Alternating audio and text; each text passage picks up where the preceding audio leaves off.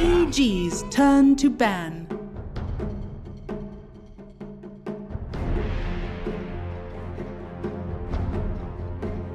Be like seeing fogged in a Man United top.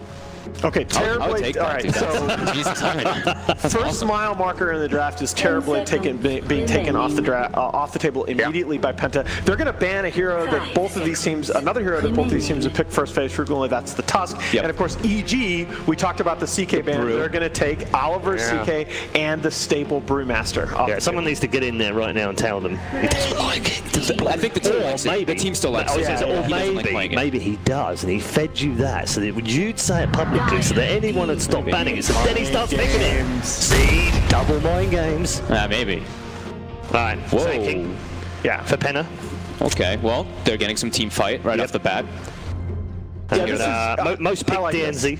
I like this. I think they're going back. This to me is going back a couple weeks ago to when they were winning a bit more, where they're it was much more common for them to lock down both Armin and DNZ's heroes in the first two. And DNZ's most played all time. Yep. Okay, and it's EG that will commit so to they're gonna flip things up, and that will be a fear PL. You would imagine. It could still could be, but change. Has mostly been. Has mostly been. But Arteezy's also played it a lot as well, so could flip it. Does become a bit flexy, 10 seconds. which gives these boys a little something to think about. You almost have to expect Penta to pick like a tiny here. Yeah. Ooh, that's ET. That's actually a disgusting open. Yeah. Yeah, that's pretty strong. Good ways to stall the game. Yeah, hold up. I don't know. ET just feels like he gives absurd tempo control. I mean, that's a really good opening, isn't it, from Evil Genius? I mean, it's not as good as the new Mercedes-Benz E-Class sedan. The most intelligent E-Class family of all time welcomes a powerful new member to the dynasty. That was pretty good. So again, though, Penta go back to this more recent formula of committing to one of their cores in the first phase, and Lifesteal. I just I actually was like, oh, Tiny looks pretty good here, but they actually just don't play it. It seems. Yeah. They don't play a lot of life either, though. I mean, Oliver does play it, but it's not. So Lifestealer is one of the better heroes versus Elder Titan, and now they actually have like the combo with the Sanking where they can do the Infest Bomb. But PL is incredibly good. Yeah, PL kills versus them. Lifestealer. Yeah, and again, it's bizarre. They did this a couple weeks. They did this 2 weeks ago against Kingwin, committed to the first phase Lifestealer, and he just got mega counterpicked the rest of the draft. They picked Lifestealer into Dusa in that game. Yeah. That's what I did not understand. I remember watching it. I was like, wait, what? Radiant team. So I mean, I guess they just really like the hero, but it is an awkward kind of placement versus a core-to-core matchup, we'll say, because we like to say that. They generally look quite worried. I mean, I just think they're already a bit like, that's I guess not it's a what we were better counter thinking. pick in this situation than it was in that game, but I still think Lifestealer is one of those cores. He's still super vulnerable to getting countered. Yeah, you just get kited. Yep. These heroes are very speedy too. Elder Titan, you get like this movement speed at 10. Like you can actually gap away from that lifesteal pretty easily. Same thing with PL, of course. So yeah, that one is curious to me. Because but we did say we wanted them to go back to what they're comfort with a bit, so at least they're doing that. 10 seconds remaining. All right, so not crazy about that lifesteal though, like, especially in the first two like this. When you see the PL right off the bat, that's I'm just hoping they'll pick when they're on a big element of Penta's game is they have these stabilizing supports. I'm hoping to see them go back to like a Witch Doctor or a Rasta here with their third pick. Give Armin that comfort hero. Yeah, I guess Shadow Shaman, right? Like, if they want to take that kind of approach, but that hero's been completely falling off lately. I don't think anybody's touched it. We've seen a couple. It's still most picked of the subpatch, but yeah, I agree. And Dazzle as a save here, I really like that. I think it opens the door to the Death Prophet fourth. I think it opens the door to even a Terrorblade fourth. Terrorblade's off the table. Okay. This is an interesting thing that they've been doing. They've run a lot of support Leshrac for Armin. Yep. He's only 2 and 5 with the hero, but still, it's a hero that if it lives through a team fight, it's almost always going to be able to take an objective afterwards. It can be it can do that if they want to choose it as support, which I think that they will. It's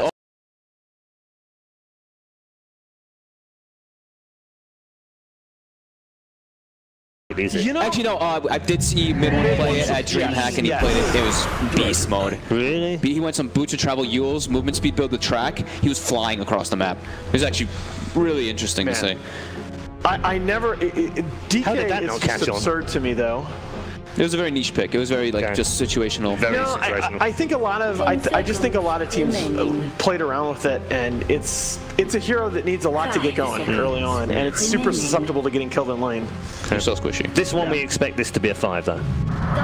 We expect. I would guess a 5 position line. So I was going to actually ask you if you felt like the OD might go to EG because it's been favoured quite heavily by Arteezy recently as well. I never thought there would be a time in my life when I would be talking about Dragon Knight as a flex pick.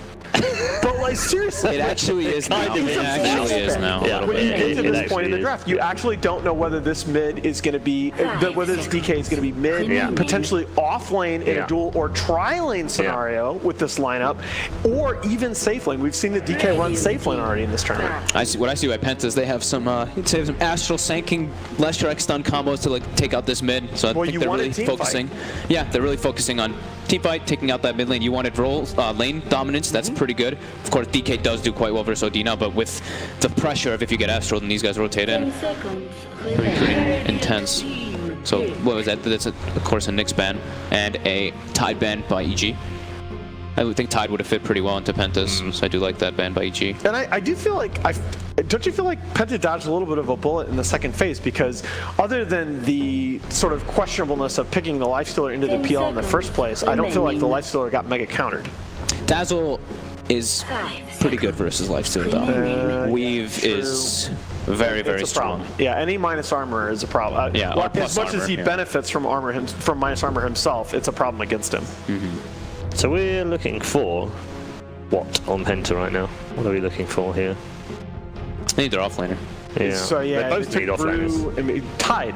Let's pick Tide. That was banned. They banned it. That was banned on the last one. I can't see that. No, I'm struggling to. Legion. They played it a good amount of times, right? They could go. Yeah. They're a Darkseer team too, and he does, as lackluster as the heroes looked in general, he does fit with the sort of wombo combo-ness. And Boogie's top 3 played are all banned right now, which would leave him something like Avenge. Is Omni banned? I was thinking something like Legion or Enigma, but... Oh yeah, wait, Omni is... Yeah, Omni's not banned. Omni is looking pretty nice for that OD, because then you don't have to worry so much about the PL. Indeed.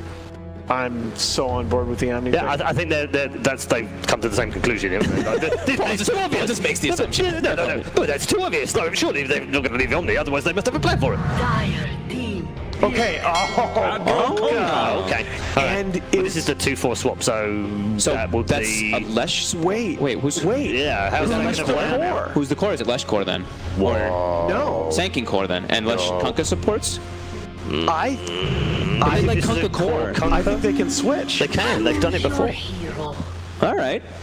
And I was going to bring the puck up for Sumail, yeah, because it's just offline puck. Okay. It's very greedy, isn't it?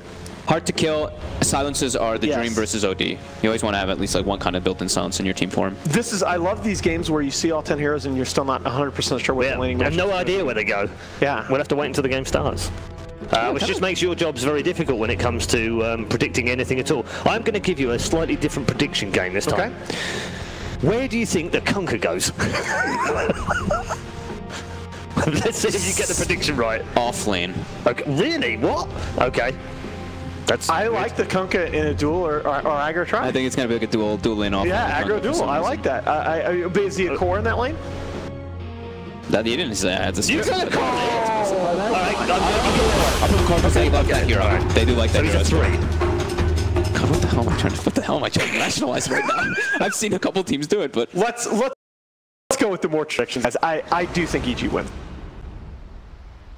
You can't just change the questions as we go along. Like, the easiest question in the world was who's going to win this game. It wasn't who's going to play Kunkka and where's he going to go. That was the much harder question, obviously, for our analysts. Let's find out how we get on in game 1 as we head to our commentary team. Trent and Odie Pixel, it's all yours, boys.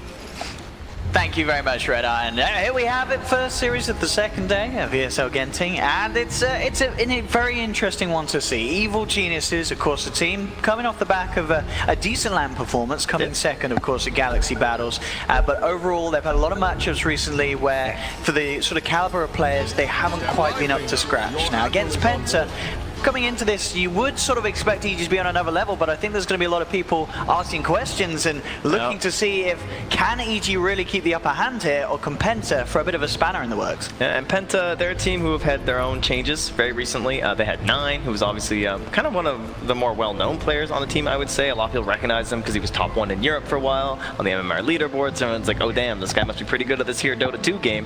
But now they've got Arc, and they've been playing with him for quite a bit. It's not exactly like his first time with the team or anything like that, but always going to be tough when you're coming up against EG. And in fact, their game yesterday, they had to play Liquid first. So, bit of a rough land so far for them, I would say. Just a tad, yeah. We had a few quite nasty games for some teams yesterday. It was a rough opening day. Of course, these best of ones always with the potential to be rather brutal. But now we're in the best of threes. Maybe this sort of situation is going to suit a team like Penta a little better. They've got the chance to have this first match. Say it doesn't go great, they can reevaluate and look to approach it. Game 2 in a different manner, but game 1, it might go great for them. They've got this lineup, as the panel was saying. They've got this excitement, the Kunkers, the Leshrax heroes that we don't see too frequently from a lot of the other top teams. What are you thinking about this lineup from Penta? Do you like this approach that they've taken against EG? I've been surprised by their Leshrac in the past. When they were playing at East, I believe it was, in Germany, they brought out this Leshrac as well for Armin, and it just really helps with that siege. You know, he's no Rasta in the sense that you can't just drop the snakes and it's like super safe, but he definitely offers a little bit of push if you want to go for the Edict build.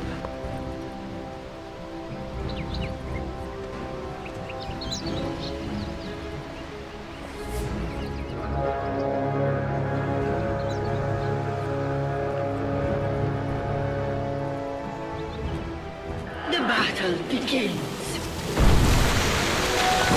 Bounty!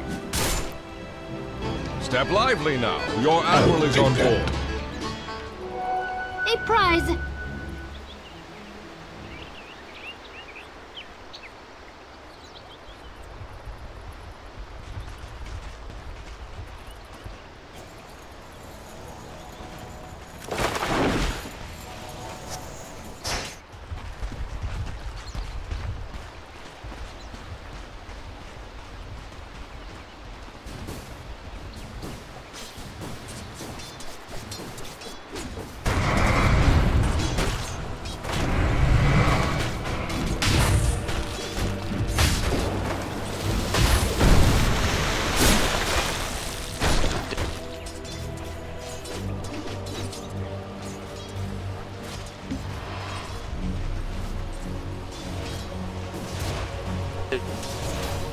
No.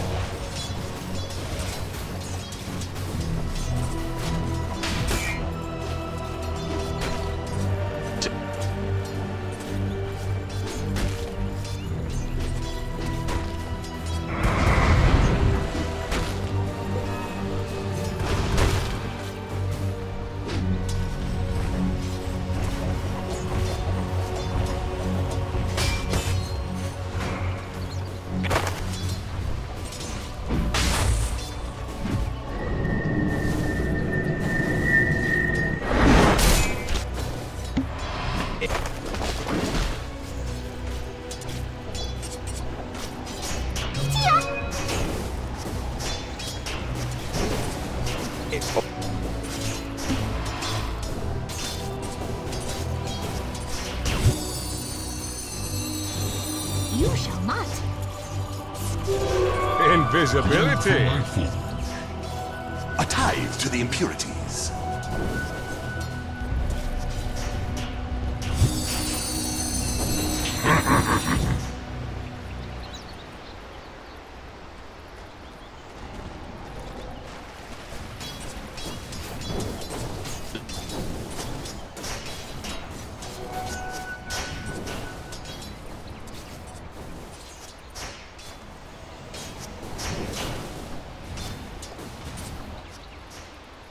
Step lively now. Your admiral is on.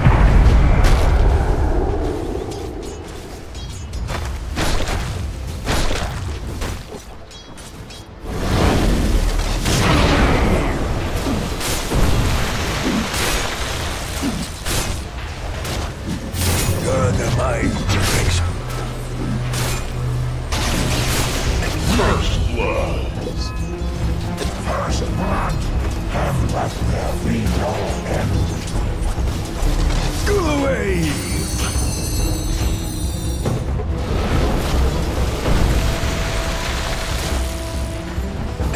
I was under orders.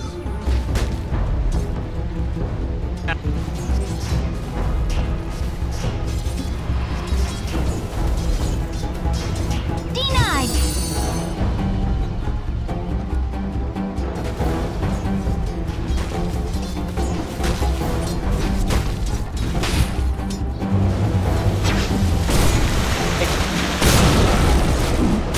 Dazzling no more.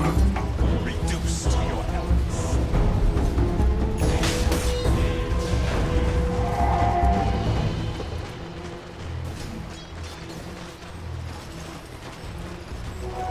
Oh, bounty!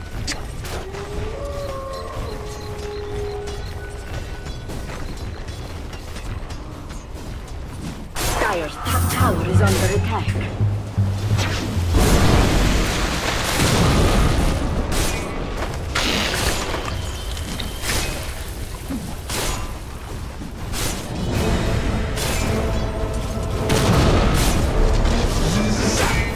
Dire's top tower is under attack.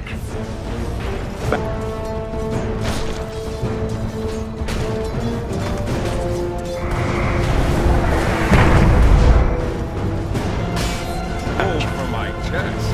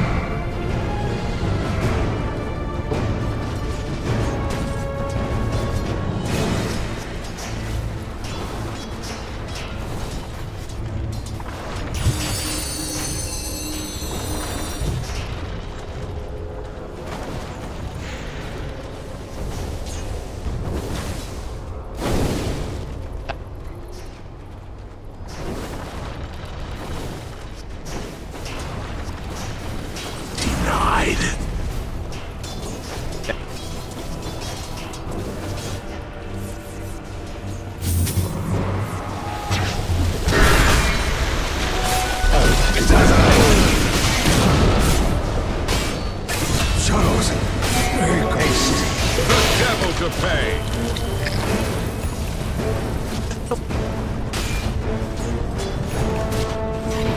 Dark light.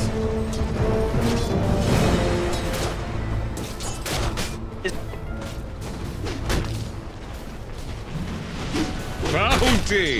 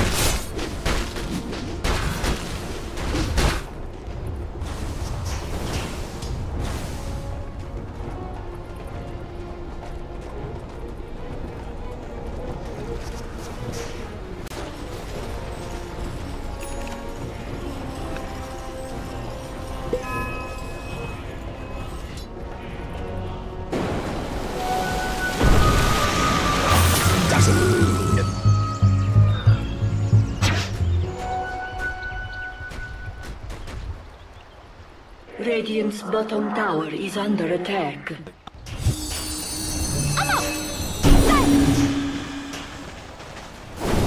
Radiant's top tower is under attack.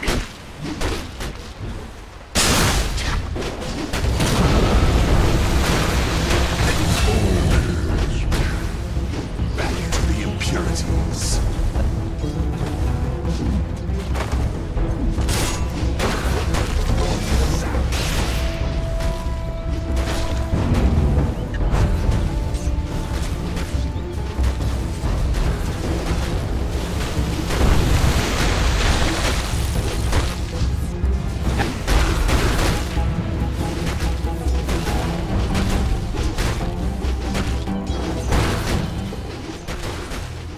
Radiant's bottom tower is under attack.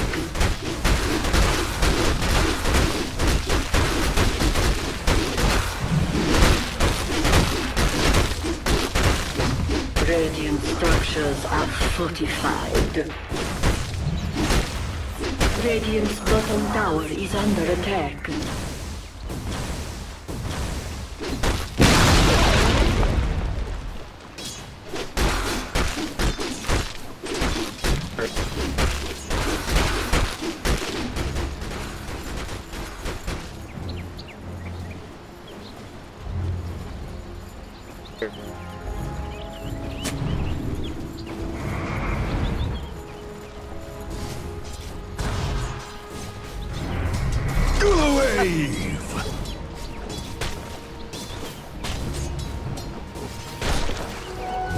For my fault.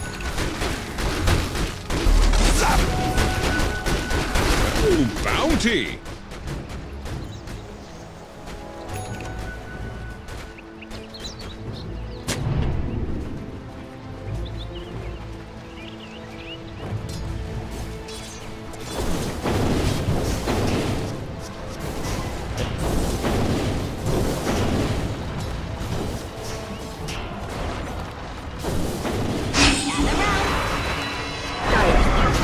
Under attack.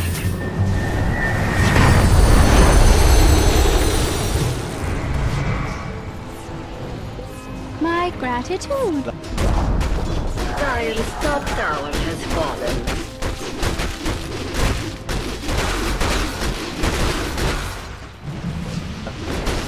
Radiant's bottom tower is under attack.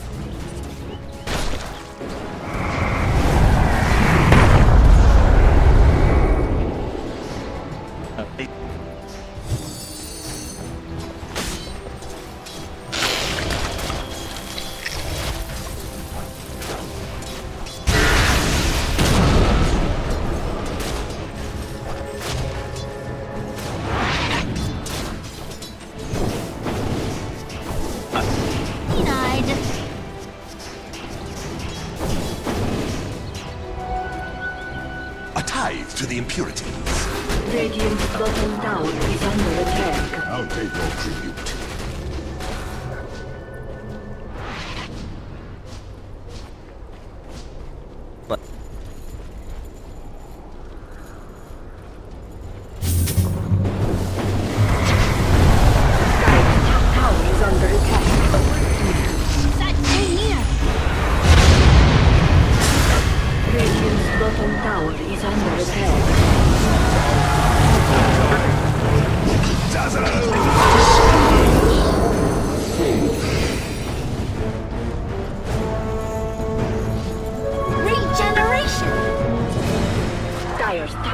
Is under attack.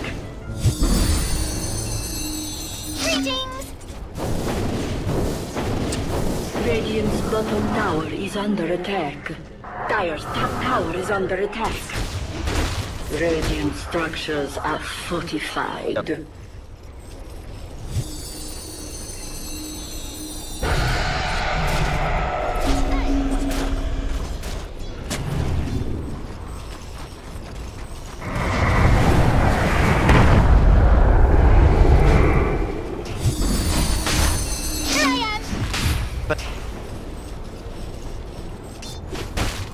is not for the likes of you. Dire's middle tower is under attack.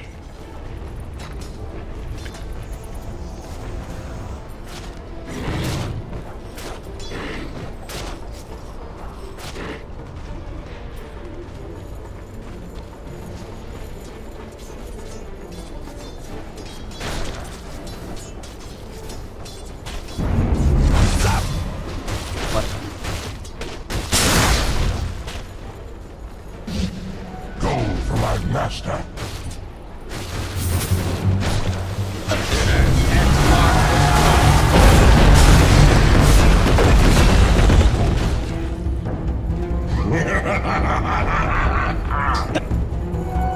Dazzle.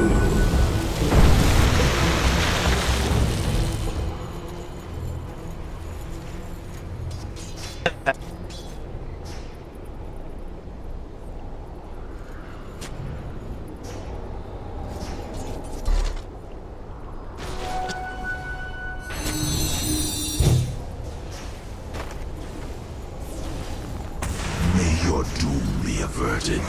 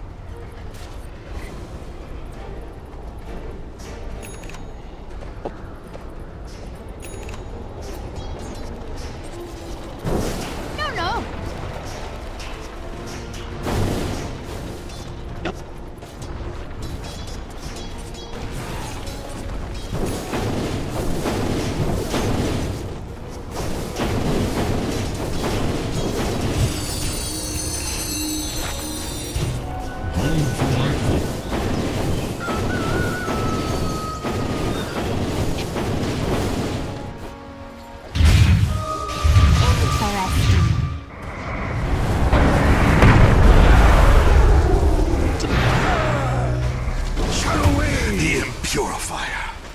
Dragon purified.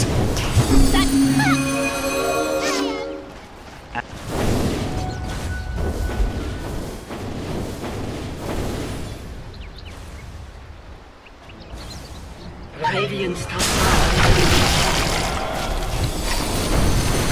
I do not comprehend.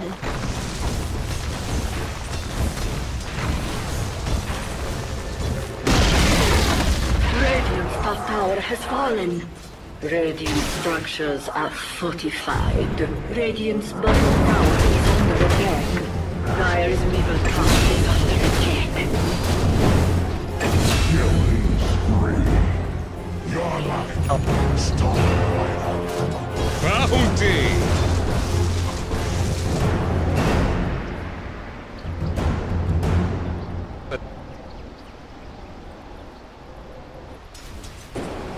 I'll take that.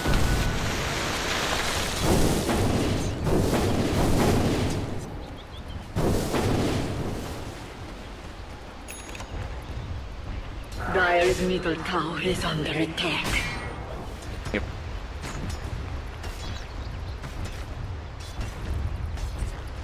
Dire's bottom tower is under attack.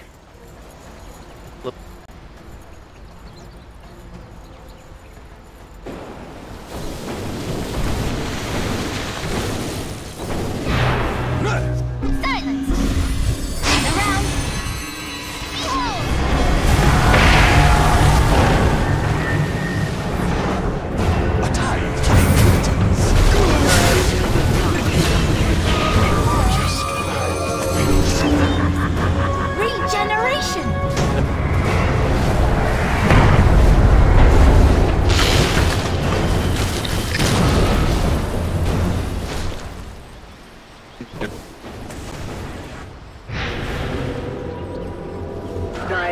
middle tower is under attack. Dire's structures are fortified.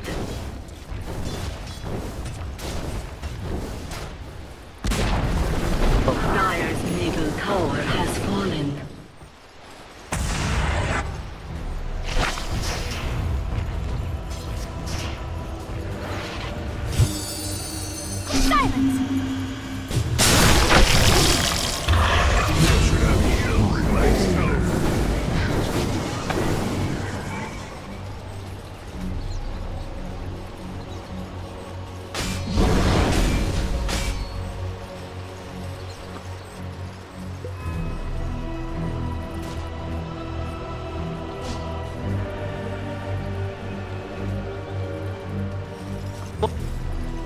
Radiant's middle tower is under attack.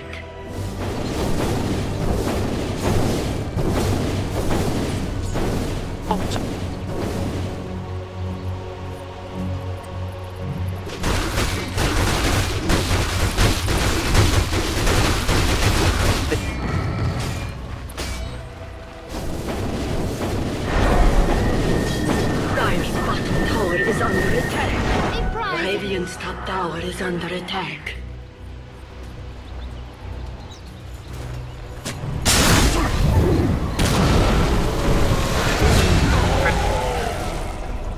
Your desolation and the world's are one.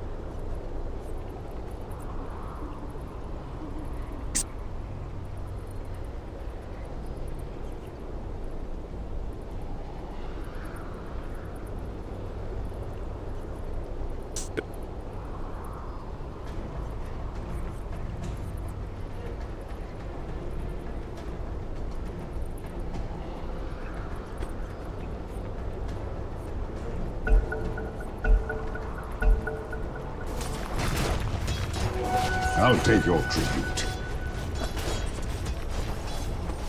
Dire's bottom tower is under attack. Bottom tower has fallen. Radiant's top tower is under attack.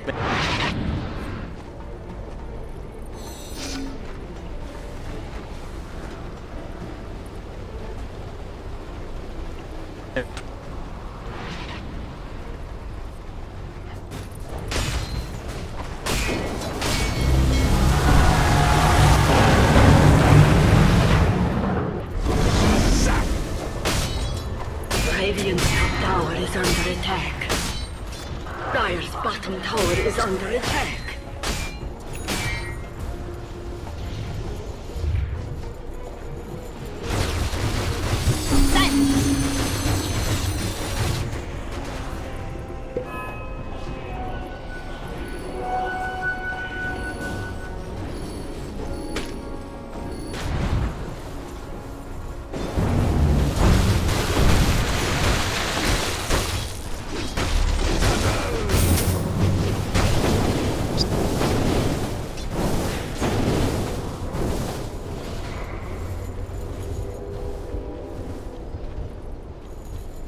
Dire's top tower is under attack.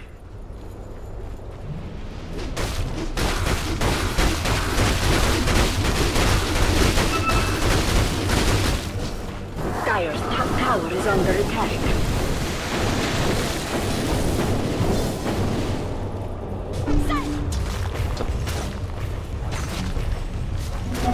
Haste. Home for my... Dire's top tower has fallen.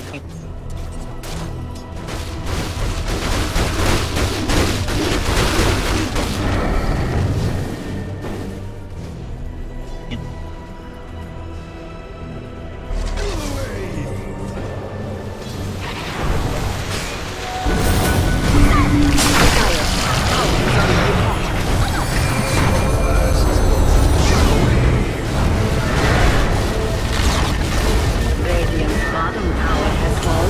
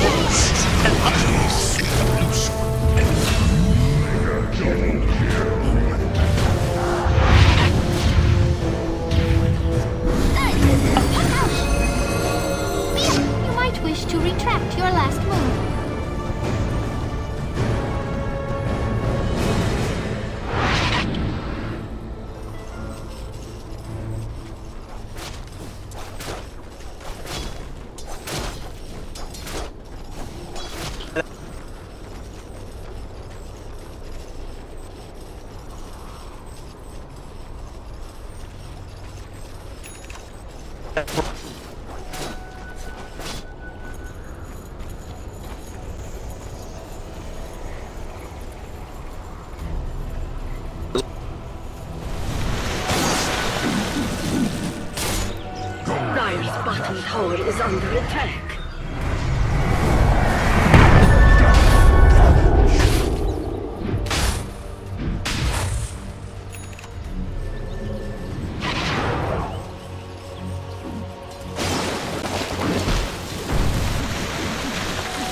Yeah, coin.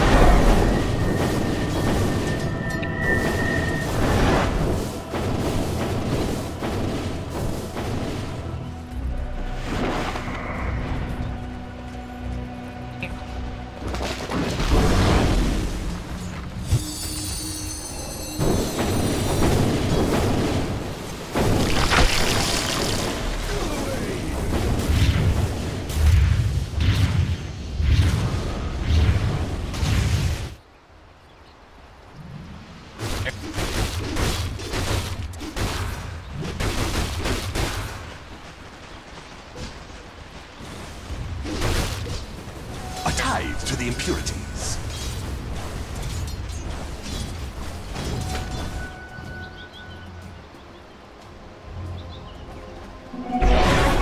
A prize.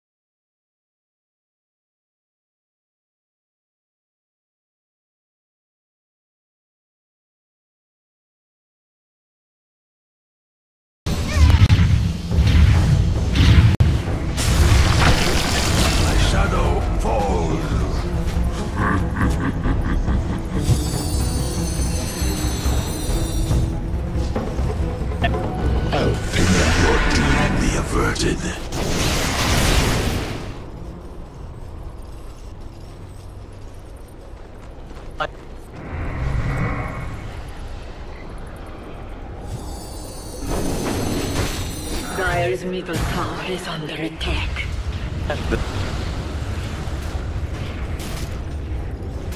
Dire's structures are fortified.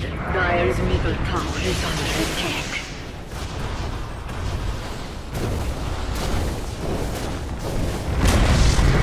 Dire's middle tower has fallen.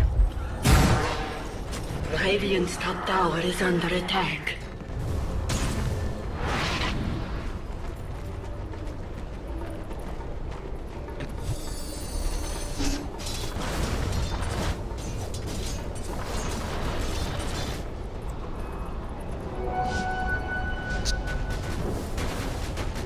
Gold for my chest.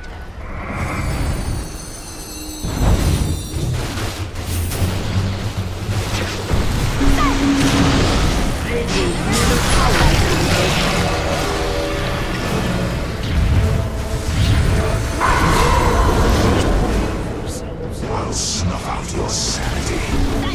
Radiant's middle tower has fallen.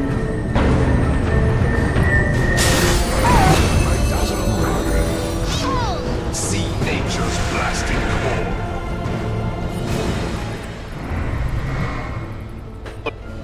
Radiant's middle tower is under attack.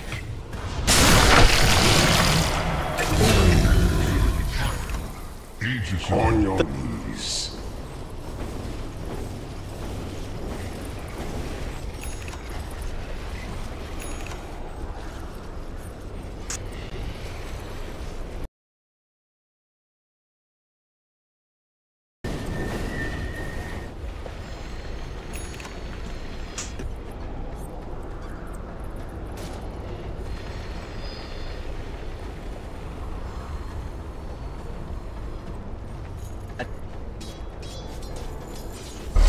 Wave!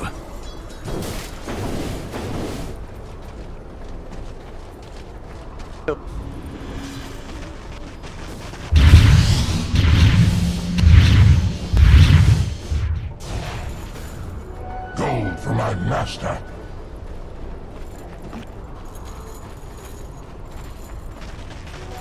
I'll take your tribute. A prize.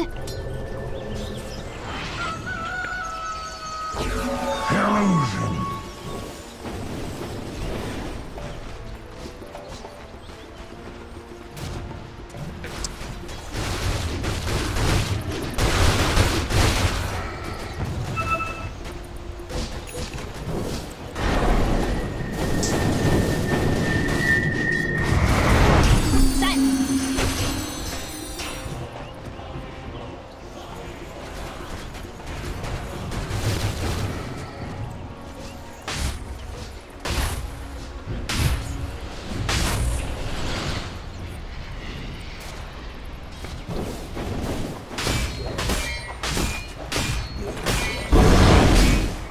Dire's bottom tower is under attack.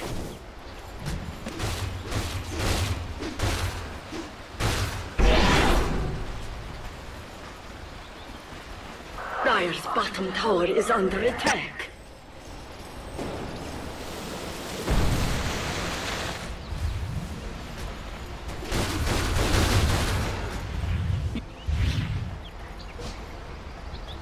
Dire's bottom tower is under attack. Dire's bottom tower has fallen. Dire's middle tower is under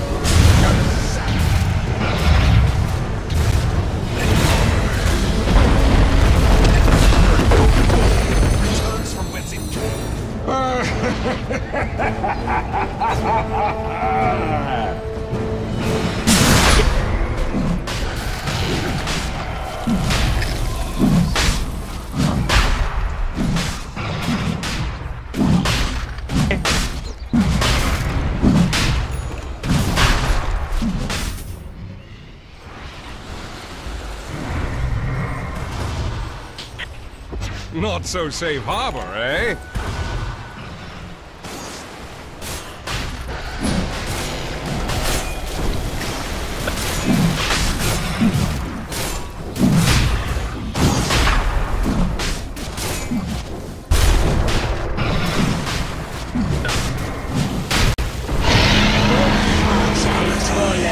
To the Radiant.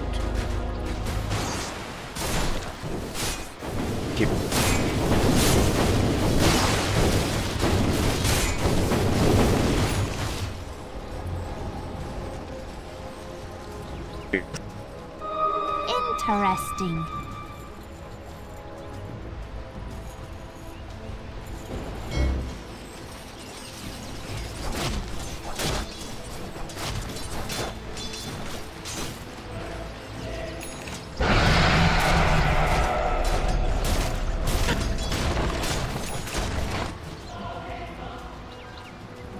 A tithe to the impurities. Silence.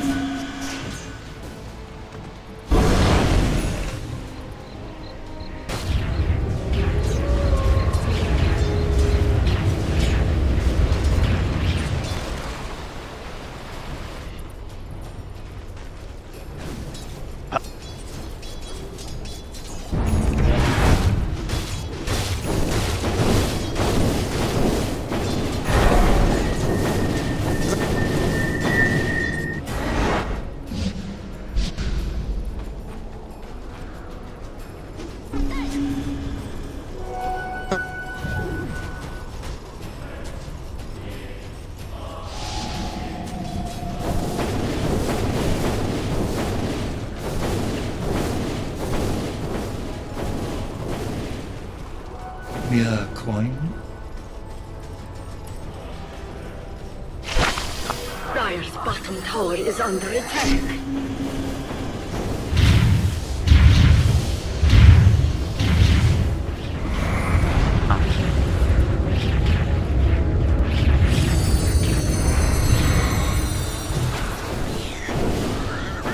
Dire's middle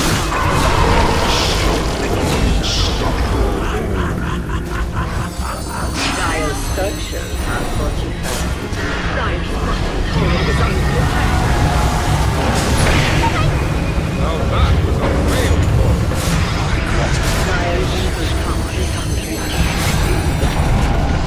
Dire's middle tower has fallen. Radiant's top tower is under attack.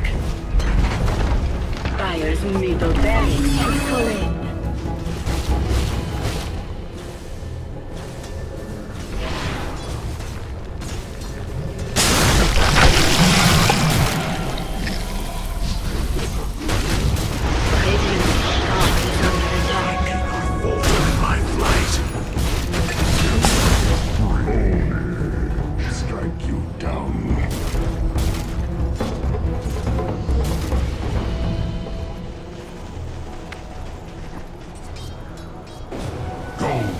Master.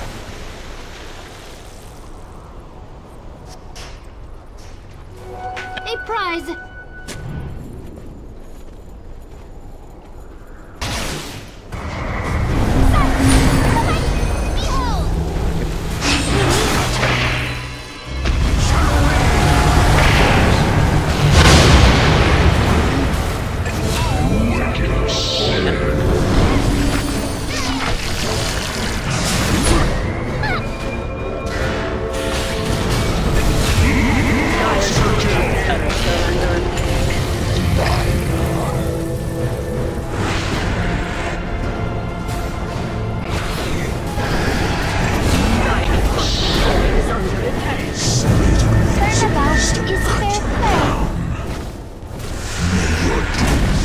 Dire's bottom tower has fallen.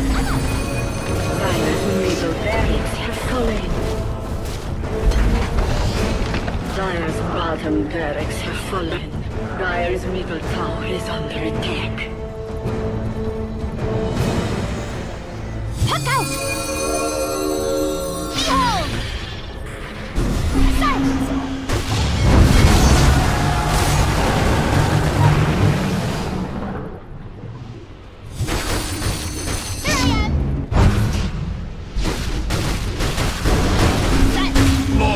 My ceilings! Dire's middle tower is under attack.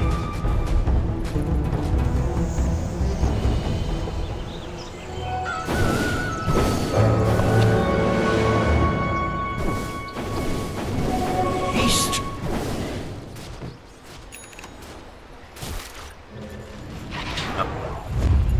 I was meant to have this.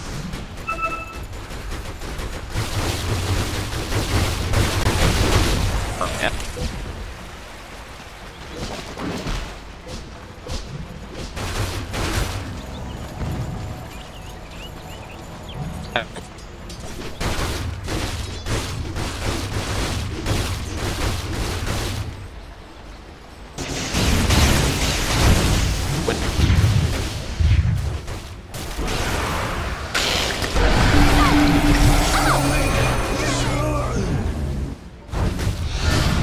Radiant's middle tower is under attack.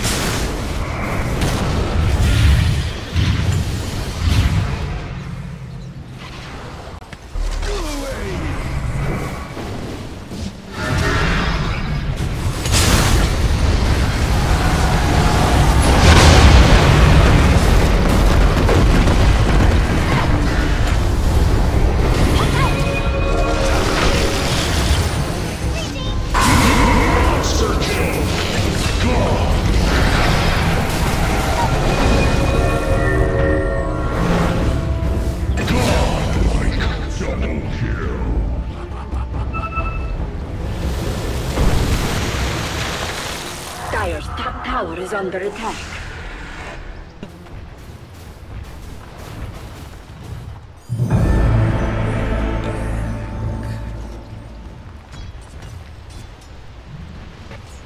Illusion!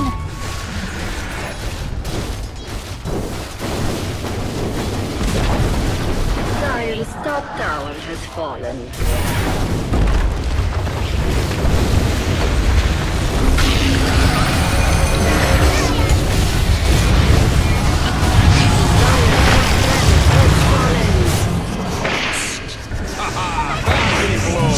My heart no longer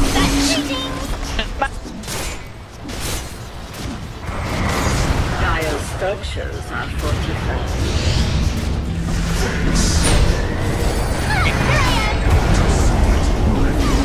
The Radiant now have legacy. Dire's middle tower has fallen. Dire's middle tower is under attack. I'll take your tribute. Go away!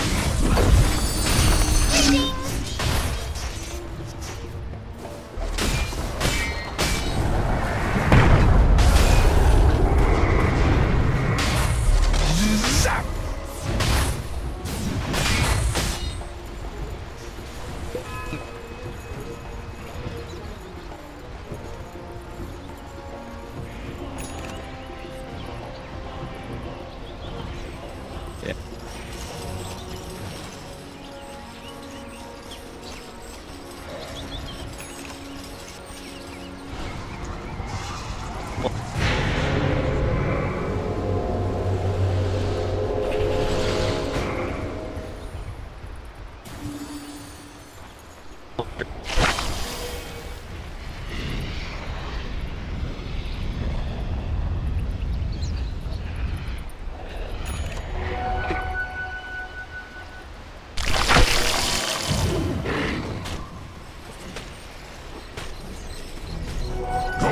Master.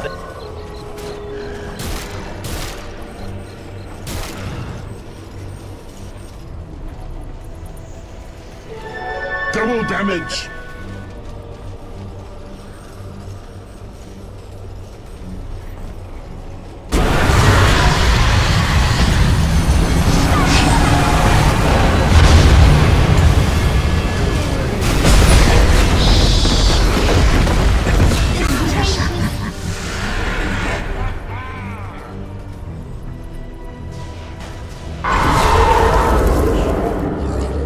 You merge with the impurity.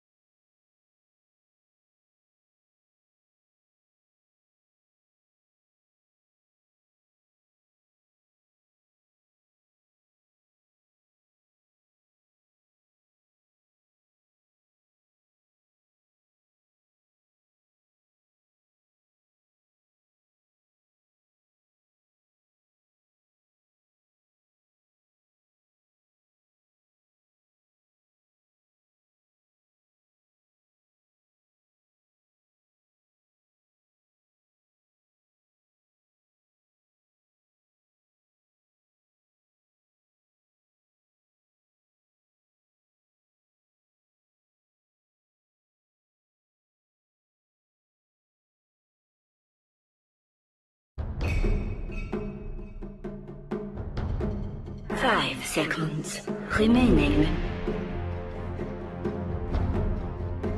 Radiant team, ban.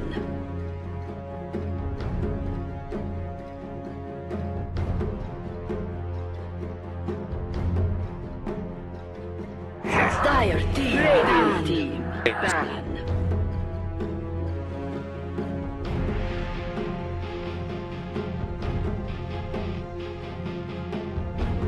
Dire team, ban.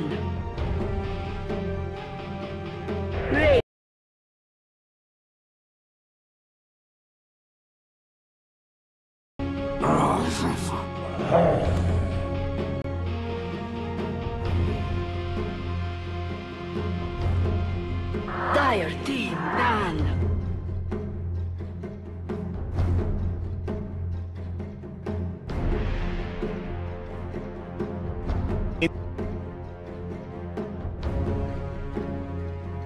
Radiant team pick. Dire team pick.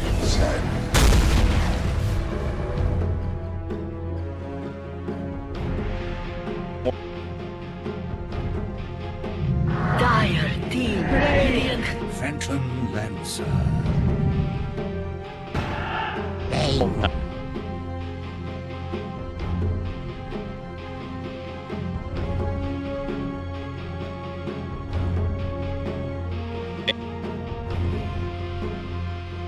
10 seconds remaining. 5 seconds remaining. Dire team ban. The sack.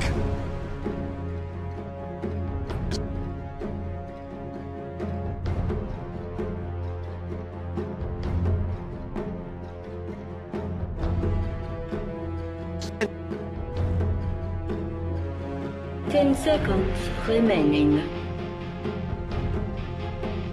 5 seconds remaining.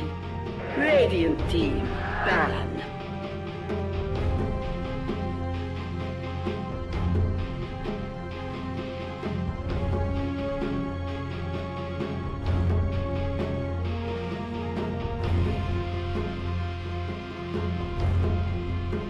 Ten seconds remaining. 5 seconds remaining.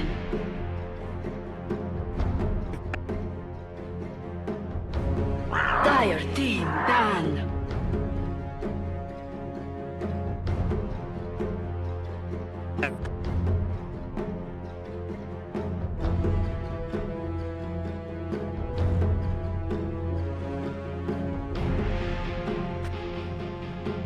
Ten seconds remaining.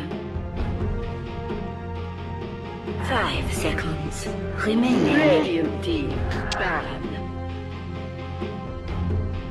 Dire team pick.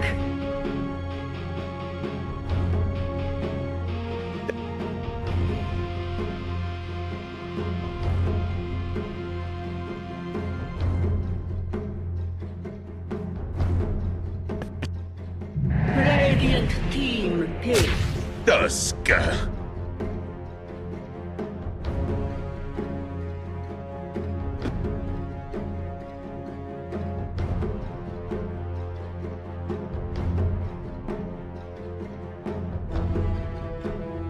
10 seconds remaining.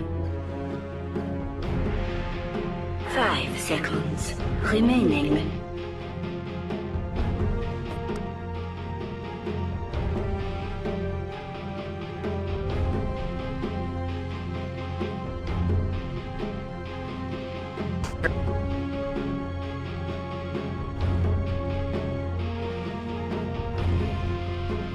Dire team pick. Dark Seer.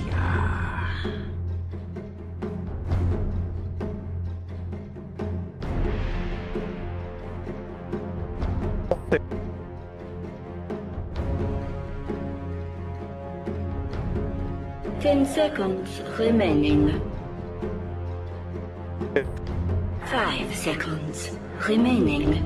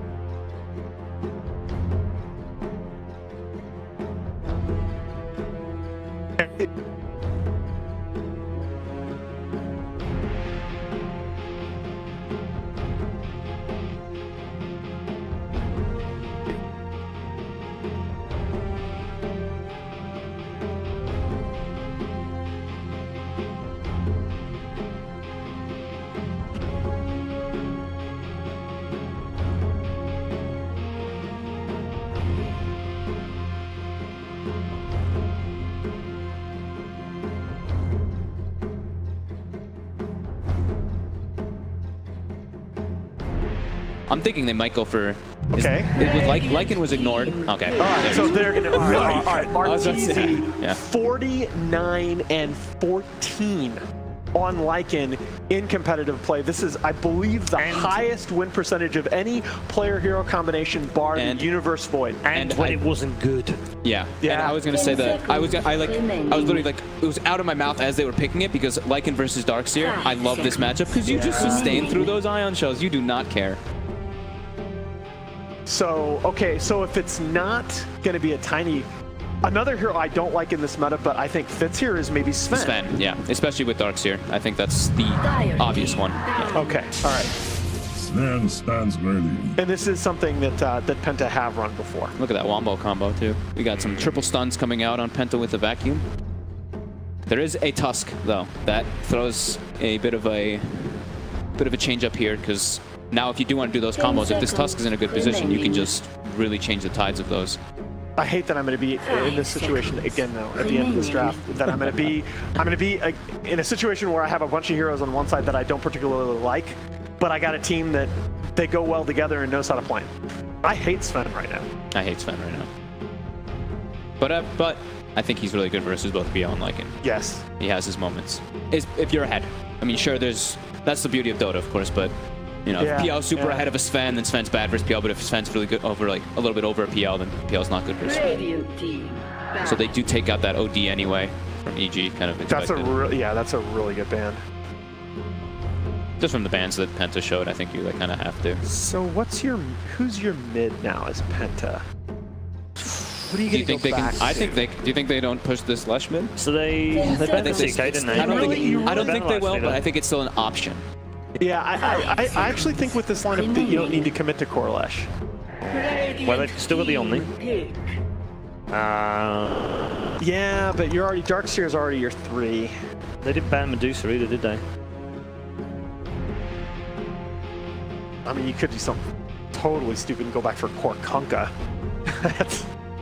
They do like it. That's just insane. No, because it's banned. Oh yeah, they banned it there. Okay. Okay. I don't know. What about the Tiny? See, we've talked about that though, and they just don't run it. Well, Oliver's played it. Only once, but still. Table. I so like it. Nothing that he plays. If you feel confident in it at all, I so really like it. But nothing he plays is left on the table that he plays often. Like, it's either banned or already picked in there, like the CK, the Lifestealer, the Lycan. Those are 3 of his top heroes. I don't know. So he's going to have to play something slightly out of his wheel. Fog, help me out here, man. I'm thinking. I don't know.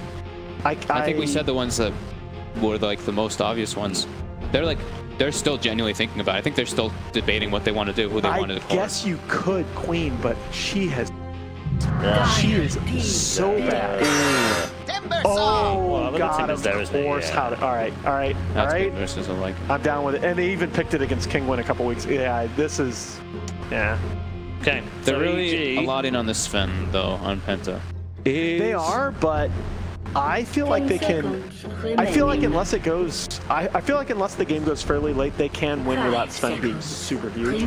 If they execute fights like the way they did in the last game. Alright, so where did EG go for their offlane?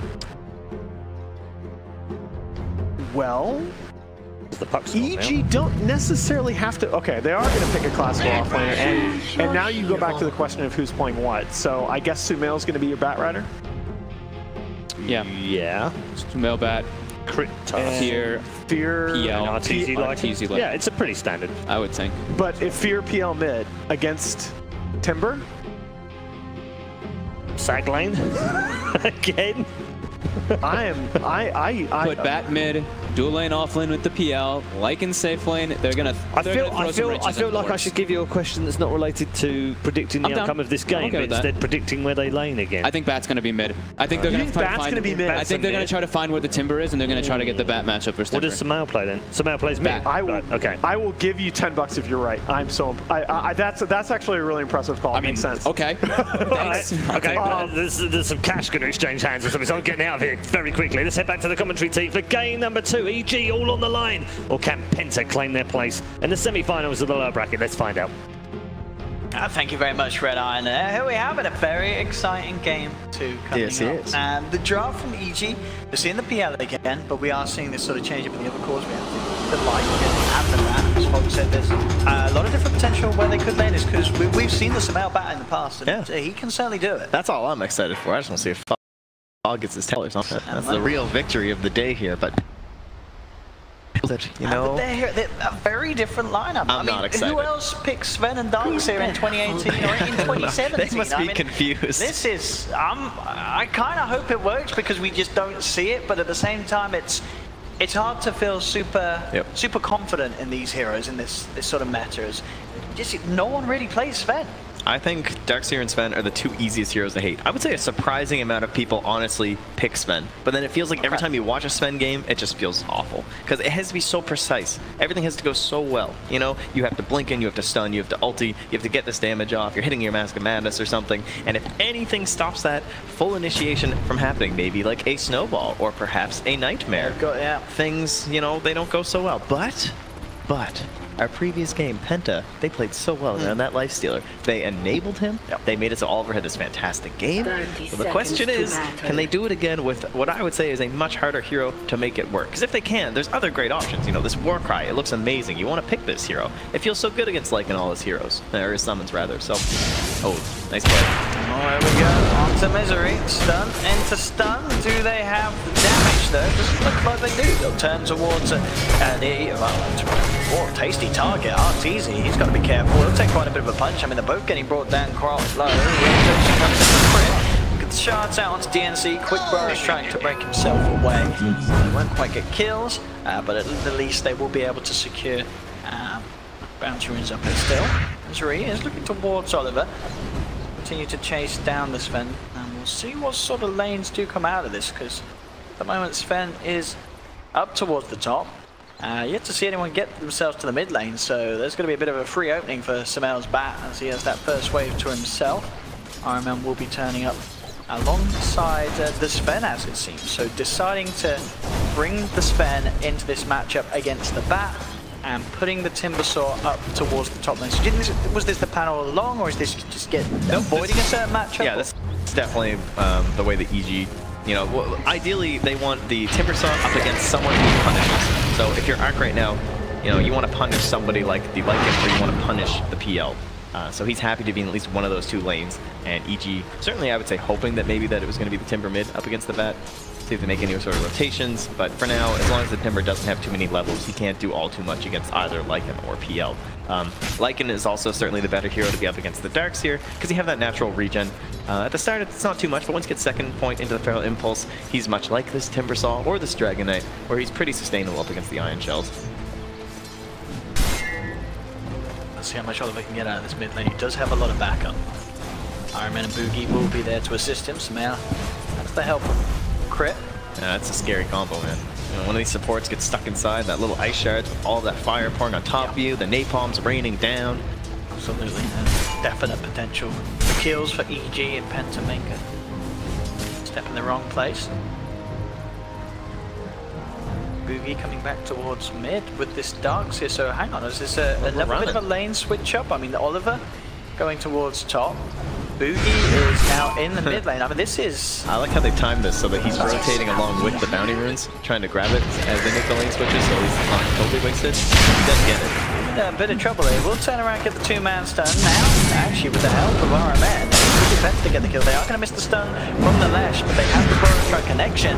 And Penta, they will get themselves the first blood. Trying to set it up nicely here for Oliver, but he can't quite go. Oh no, because they were trying to do that. The first blood actually ended up going to EG as Samel picks up the Darkseer. So that bit of a hesitation, that trying to be nice to the core, it loses them the first blood.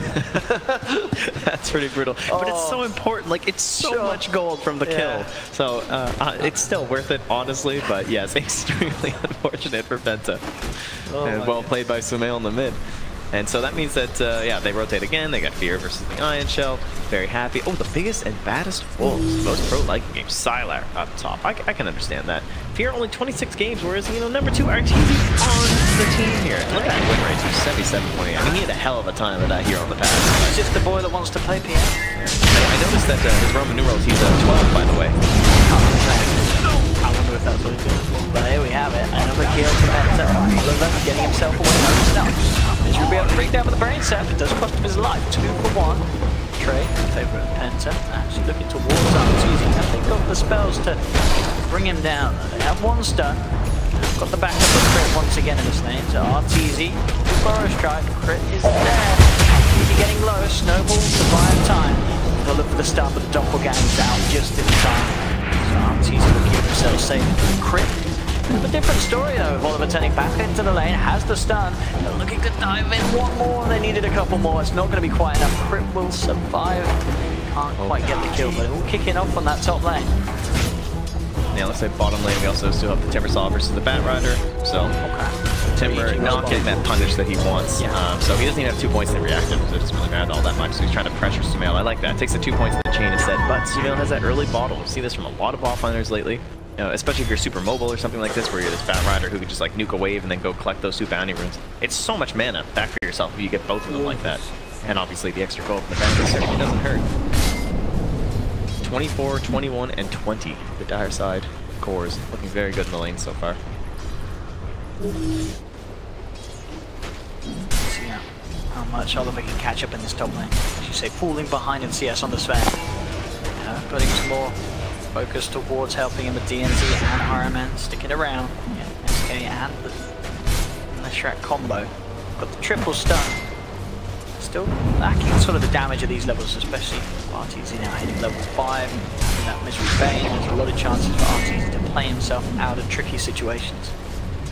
Yeah, it's like they've just been so much more stable on the side of EG. Arteezy's just chilling up top, so naturally you're gonna get more CS. You know, you don't have to walk around this whole map. It's the side of Penta that's been more forced in these rotations. Here we go. See, give the opening. It's the Burrow Strike into the Lesh stun. This should be a dead. Bane is damaged. Yeah, yes it is. That's Misery down on the Bane. Arteezy will be fine, of course. There's another kill for Penta. These little kills are definitely going to help them step up, as you say, after sort of this moving around, falling behind on CS. If they can get kills with the new lane setups, it's worth it for Penta. Yeah, but with this setup too, both the supports are engaged up top. You have the Sand King and the Leshrac, so no one's really roaming around, maybe setting up some stacks or something like that. It doesn't look like, oh, they might be back in time near the shrine there too to get a couple more. But certainly the economy game here for Penta that we're going to be watching out for. We want to see that Sven explode up as, yeah, did they make it here in time? Oh, what gamers. Excellently done. Certainly well planned to come back for the shrine and get that done. I mean, that's the thing about Sven. It's all about execution. It's hitting that timing, and you can't miss it, or the game just feels off. Yeah, I mean, he is one of those heroes that can absolutely flash farm if you can get the stacks up. And we'll see if they go for any sort of ancient stacking as well. Will certainly help Oliver propel himself to that point in the mid-game where he can be an incredibly dominant force. If he finds the opportunity to move around the fights, and as we said, that's already going to be quite tricky with the Titan control Sumail can offer. All those bounty runes, Sumail's almost level 7. Like, I think he's grabbing all of them down there. Top lane, I've got DNZ, finding the opening onto Crit. Crit's down. So the problem with these 2 supports, they can certainly help Arteezy if he gets gone on, but if Penta goes on with the combo onto one of them, they're in trouble. But now, Arteezy, he's actually overstepped the mark a little bit. He's got the stick charges.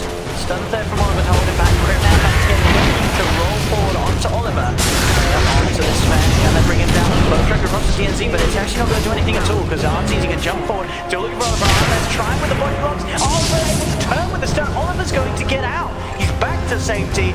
DNC is fine as well as RMN, and now the rotation's coming from Boogie with the iron system. Securing themselves, Ice Shard.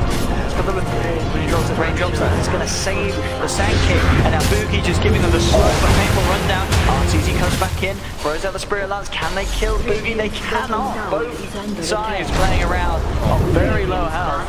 I can tell you I did not watch any of that. I was watching the minimap. Sumail got a solo kill on the Timbersaw down there with the use of a regen rune. It was crazy. He chased them all the way back to tier 2 and back. Had to use a lasso as well. So Sumail has totally dominated that lane, and losing that Timbersaw so early is so painful. Look at this rotation from Fit. Oh, he's gonna find him This is the too. dream rotation with a Lycan. You move in straight away, and he gets a very smart double kill. Yeah, EG are just firing up all 3 lanes right now. Looking very good. And happy for Sumail too. So Arcus just like come mid. He's got 0, 2, 3. Doesn't really do much in the mid lane. Can't harass the Whirling Death or anything like that. And again, he's going to get both of these bounty runes. Sumail is way up there. They're in level 9. Link dagger already done. Liver in trouble as well as Crit and R2 move forward. TP from DNC will be there. Boogie's around as well. They can look to try and fight this, at least potentially take down Crit once again on the Tuskers. They're given the rundown, and I don't think Crit's getting himself out of this one, and he certainly isn't as he pops to the Caustic Finale. Bottom lane, look at this aggression for Sumail. He needs TPs, I remember. He's not going to get them with the moves that Penta have already made elsewhere. Oliver's going to walk his way down there, but it's not anything that he can do to Sumail. He could be in trouble himself, Oliver. He's got to be careful. Firefly is about to wear out, so that may keep him safe mid lane. Very close call for Ark because he Tim changes way, but Sumail, now with these stacks, he just chases it down and he gets it. Sumail is walking away with this game. 4 kills on the Batrider. They really need to kill him. They may just have him with a combo of DNC and Iron Man, and it looks like they should be able to punish him. The final right-click flush, and they do put an end to Sumail's reign. But what a time he's been having on this bottom half of the map. The Bat is getting wildly out of control. Very important space too. Yeah. Fear gets the mid tower because of it. He can't even do anything with the Darkseer. And he's not ready. That's one thing about Darkseer. You know, we talk about the Sven this game, but we mentioned how Darkseer has been a hero that has certainly seen a lot less play over the past year compared to the previous years. You know, that one more vacuum cooldown seemed to just kind of do it, but this build of the Ion Shell and maxing the Surge has become a lot more popular as we start to see him appear a bit more often. But in the end, he's still quite slow. He needs those big items. He needs items to make him feel tanky so he can survive in the fight. He needs items for some mobility so he can get off good vacuums. Certainly a very greedy guy to have on your squad. Good now. Found himself a level 5 Sven. He's going to try and play around with this one for the next 4, but it's a bit of a trap. There's 4 heroes on Penta and Sumail. Oh, he had a great start, but that's a second kill that he's given up in quick succession. Fear has come forward. He's looking towards Oliver. Oliver slows down. Over the stern, onto the army of wolves. And will be able to get himself out of there. But Sumail, as good a start as he's had, he's got to be careful of giving away these kills, because these are some of the higher value kills that Penta could take at this stage. Yeah, he's doing the whole Brood Mother Pinata thing down there. You get crazy ahead and everything, you feed a few kills away in a row, and suddenly it's like you were never anywhere up in the first place. So, meanwhile, through all of this, a familiar theme remains from the previous game. Arteezy sits in a lane. Yeah. He has not moved. Yeah, doing a great job at it. Slaying them all, look at that catapult. Oh, doesn't stand a chance. Oh, God, the bloodshed. And we'll see if he follows through on this. He's actually queuing up the Diffusal Blade first this game, so obviously skipping the Battle Fury that we have seen being pretty much the favourable build among PLs at the moment in this current matchup. So we'll see if he sticks through that, and obviously with the Diffusal Blade area, that is going to add to his fighting potential, and maybe they realised that was the problem last game. Too much time focused on hitting the creeps and not enough time making use of the heroes in fights. Bottom lane, another kill for Sumail as he gets himself back on a roll, as DNC is now alone, trying to find that solo spin and farm towards his first key items. I can't believe they're behind in kills. It's felt like the past couple minutes have been so much for EG, but just a little bit in the early side for Penta. They took a lot right at the beginning, but EG, of course, getting the more valuable once the game progresses. And they will once again march this bottom tower. They had a Dragonite last game. Sumail go in. He's there straight away with the control tower. But it looks like there's just no follow-up. In fact, Fear, he's now the one in trouble. 4 heroes surrounding. Fear's down. And I mean, Sumail went in, but it looks like Crit didn't want to follow up that deep under the tower. Yeah. And miscommunication, it has to be. Otherwise, Sumail, he wouldn't go for that play if he realized his team was going to bail like that. Felt pretty aggressive when Lycan didn't have his ulti yet either. It was still on cooldown. It just came back up a few seconds ago. So Fear perhaps just not expecting them to be so close. But I will say the aggression in this game has been crazy. Like last game, they had a safe lane Dragonite. Like that's what Fear was playing. And he still hasn't been able to move around to towers or anything like that when he was playing that hero. Now, when you look at his Lycan, he's just all over the place. Trying to create more space for Arteezy, much like last game, but think about how Sumail was farmed and unable to do anything with it before. This is a much better look for EG. It's giving them a bigger lead than they had previously. And there is still that question, though, of just like what can Arteezy actually contribute this game? Will it be something a bit more active, or will he just continue to be this wave clearer? 10 to 8, Arteezy closing in on that diffusal blade. Oliver and well, 4 members of Penta, they are looking up towards that top lane. He's struggling. Yeah. He has 3,600 net worth on the Sven at 13 minutes. His levels aren't looking too hot either. I mean, the thing is, because Arteezy is going for the diffusal blade build, not the Battle Fury, if this game does turn into a more passive farm fest, if Penta can allow it to do so, Oliver, he can definitely...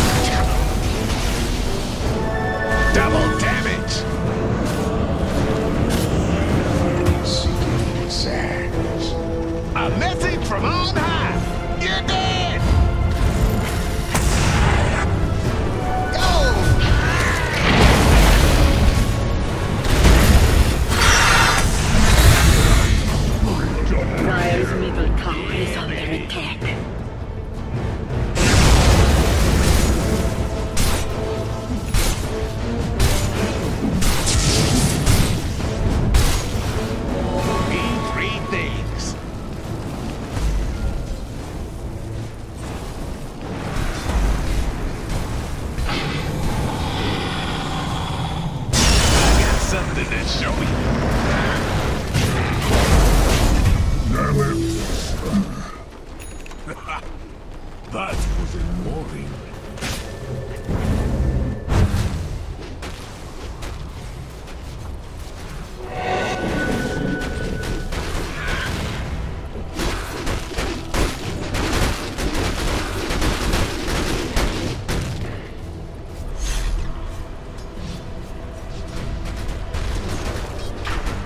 He was just unable to do on the puck in the last time round, but now on the bat, a bit more of a better solo killing potential, as we've seen with the Firefly and the sticky napalm usage and the constant way that he's been chasing down heroes. It's cost him his life a couple of times, but overall, strong stuff from the Sumail Batrider. It felt like at one point Penta just kind of gave up and let that matchup of the Batrider and Timber stick, and Sumail just used the hell of it with that bottle. Like, going back and watching that, I think it's going to look like one of the best performances so far in terms of what Sumail's been able to achieve in this off-lane maneuver. Got that 1v1, you know, this is the thing that he's been looking for, trying to find this way where he can like outskill, outthink his opponent, and I would say that's exactly what happened here. He had the favorable matchup anyway, but just so much experience from Bounty Runes on a Batrider like that is just absurd. And then able to solo kill the Timber slot after that. And Z, I have the vision, that's the question. Could use some dust though. There's been a few of these, I will say, you know. All things aside, that might be a good thing to have. They've still got it though. They have got the Fiend's Grip. Yes, they will be able to catch him trying to sneak away with the Burrow Strike. Up top, Fear actually looking for a bit of a kill potential to our member. He's going to back off. He's not too scared of what potentially hides behind that Leshrac. Oh, this is the Fear of old though, man. 16.5 minutes in, 8.3k. Yeah, that's classic there. Necro 3 done. So much control over the Roche Pit now too. With that Batrider, they just get a simple pick, they can hop in, shred it instantly, or they can just apply a ton of pressure on any of these tier 2s. I like that circle from Sumail. He's just kind of eyeing up that whole area around, like basically tier 2 top, tier 2 mid, and then in toward that Radiant jungle. That's where he wants the vision, because that's where he knows these heroes from Penta are going to be lurking, lingering. They want to find some farm for themselves, try and push out waves, and so he wants to get these big jumps with the blink from there. And I mean, as we've seen, he can kill many of these heroes on his own. If Misery's there with the Fiend's Grip there, they can definitely kill any of the heroes on Penta's side. They're stacking the Radiant Ancients. That's how you know this game is not going well. Like, not a good sign. Arteezy with that Diffusal Blade finished. We'll see how he does decide to play it in terms of getting involved. So the Diffusal return instead of the old Battle Fury. Do they have detection? They he got the snow. There we go, that works as well. I just love burn shot. EG should be able to chase this with the chance and the flame break knockback. DNZ will go down. Another kill for Samel on his back rider. No need for detection. No, that must just be cheating, I think, you know. And you're gonna pay 108 for detection. So often you say, okay, well the kills pay for themselves because you get some gold back. But honestly, if you can just get the kills anyway, that's fine. And mid lane, they're looking for it up on EG. They have to set up Fiend's Grips there to hold down this big old timber saw. They'll be punched up. Just got a little bit of mana left, but it's not enough. He's down. Top lane Fear actually popping the ult, trying to fight around Boogie and Oliver. But we'll hold down the army. In fact, pops the gold strength to farm those tasty necros. At least just the one of them, as it seems. Yeah. I like the way Fear just kind of like puts on that pressure, but then he backs away. He doesn't want to commit too hard. He doesn't want to give anything to spend. They can tell he's struggling. You know, they've had a lot of vision on the Radiant side of the map. They know he hasn't been farming up all that much, and he's still pretty far behind. I would say a decent comeback so far for himself, but nowhere near where Sven wants to be at this point in the game. It's going to take a fair bit of time. The question is if EG are going to give it to them, because already they're 5k in the lead. They have this insane pushing power, this insane aggression, and the way that Smail is just constantly invading Penta's half of the map.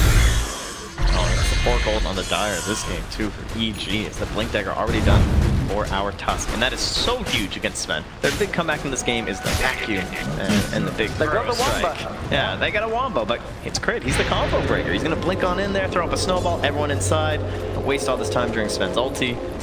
They'll have to be careful about some of the follow-up plays from that, though, because they do have some decent AoE to counter the snowball and everything as they come back out, but overall, I would call that a pretty big win on the side of EG. But at the same time, double blinks. That's the blinks. Yeah, this is this is a massive go time. I mean, they've got level 2 on the sure it's not incredibly farm. Yep. Level 2 God Strength with the combo, you can definitely cut through EG's lineup. You do need a perfect jump in, but with those 2 blinks, that's double the chance of getting those heroes caught out. So we'll see what they can do with this. At the moment, Oliver just pushing out bottom, hoping to sort of bait EG into the neighborhood. This fight is very scary though, because even if they, let's say they kill Fear instantly, the catch from the side of EG is very strong. You've got this Blink with a snowball from crit.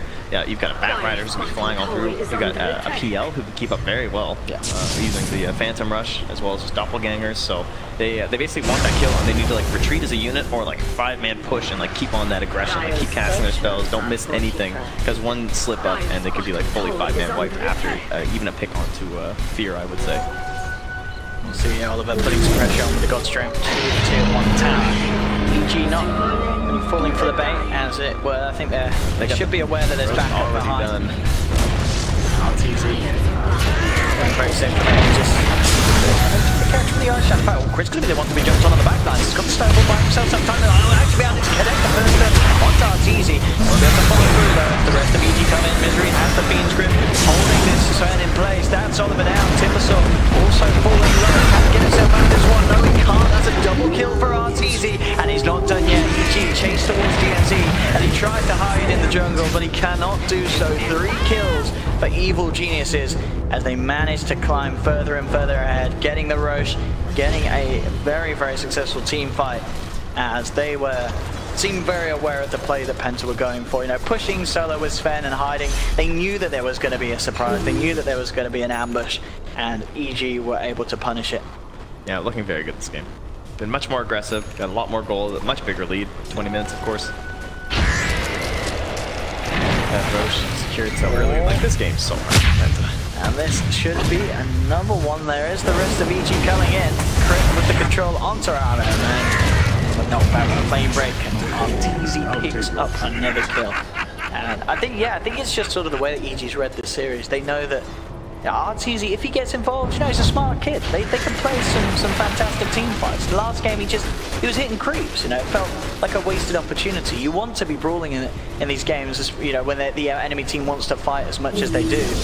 And getting the Diffusal Blade first this game rather than the Battle Fury has certainly made things a lot easier so far for EG.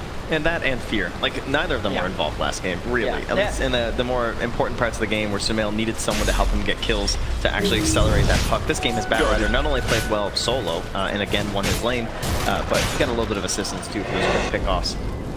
try and take them just a little bit further ahead of Penta. So you look at this lineup from Penta and you're like, okay, now I've seen these games. Okay, I've seen comebacks. And you know who's in a comeback game? Darkseer, the vacuum. You know who else is there? Sven. He cleaves through 5 people all at once. Timbersaw, he can be pretty annoying. He split pushes, he helps keep out the waves. But those kind of games don't tend to happen, I would say, against more of the experienced teams. So you can kind of expect EG to be a little bit more chill on this one, I would imagine. Oh, can they get it done? So close. Nearly getting that's impressive. Boys out. At the same time, Arteezy finds himself yellow there without. There, has Fierce actually pushing in onto Boogie. Boogie. No way. Notification does get forced out as well. This is, it really is, as you say, it's all about the wombo combo. Can they land it? It's going to be incredibly hard to do so. And the worst part is that means your opponents generally have to screw up. Oh, come on, Flame knocks it back mid-timber chain. He's not getting out of there. Samael, more than enough control. And this game is looking to fall quite quickly out of hand for Penta. They're 11k behind, 20-12. EG take the lead. But we'll be fine for now, as it seems as he gets himself back up to the high ground. EG surely going to be looking to threatening the base on Penta very, very shortly. What do we have to kind of force them to this poor decision? We have the double blink, I guess, from the Darkseer and the Sand King, so if there's any sort of a dive from Fear, but it's the too, so the wombo combo, that's a pretty good combo breaker too, I hear. Nice and golden toasted. First try close for easy, but Penta going to be thinking very hard before making any sort of commitment outside of their high ground now. It's very scary to leave their base. They're probably back away from the computers again, and they've got the whiteboard, and they're trying to draw up how this is going to work out. You know, one guy just kind of moving guys around, someone's got the base, so it looks okay, but now they're doing some serious calculations here as to how they're going to win this one. They should try that DDoS strat. I thought that was looking pretty good from EG. Pretty good, yeah, from EG in game 1. They should have continued that strategy. Darkseer, what a hero. Nearly got the Greaves, hasn't he? I think he pretty much got the money for the recipe on yeah, he's just coming out to him right now. Liora is all the bus for the team. Oliver would love to have his blink as well. That's one thing about getting the combo with the Darkseer Sand King. Yeah, but the Beneficent's not going to do too much. Wall's actually drop. The stun onto one. He's trying to move forward towards Misery, but the Enfeeble's out. Misery's sliding himself away. Can they actually kill the man? I don't think they can. He turns around, he's got the feed screw. Quick, the one to be falling low. He's actually going to live. They can't quite bring him down, and now the turnaround's going to be there for EG, surely. And Oliver falling low. They do manage to pop the Aegis of Arteezy, but can they actually kill him a second time? Look at the 2-man stun from RMN. They're simply looking to try and disengage RMN. Can he get out of there? DNZ comes back in with the bow strike. Balcony. The magic massive amounts of magical damage brings Samael very low, but not quite low enough. Samael's going to survive. There's 4 dead on Penta. None of them have buyback. They'll just tap out. GG is called, and we are going to a game 3 as EG step things up for game 2. And as you say, Arteezy and Fear step it up. Samael, he had a pretty solid game in game 1, wasn't able to do too much of it because his double pulls couldn't really contribute, but this game was an absolutely different story. This time, all 3 of them were able to just do so much. He also turned the jersey around the right way this time. That's true. That probably is what really turned this one around, I think. His team wasn't quite as confused as to who that guy was playing on the PC, but Penta, I would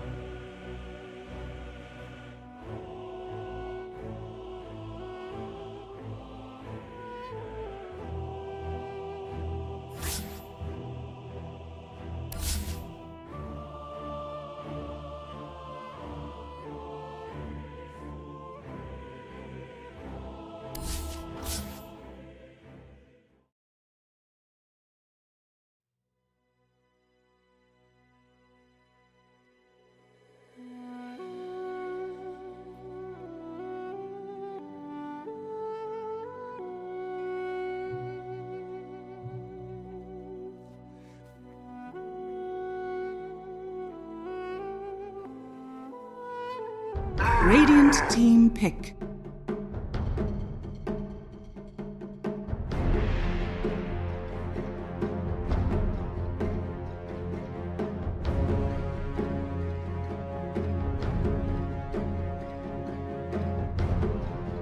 Ten seconds remaining. He played extremely well.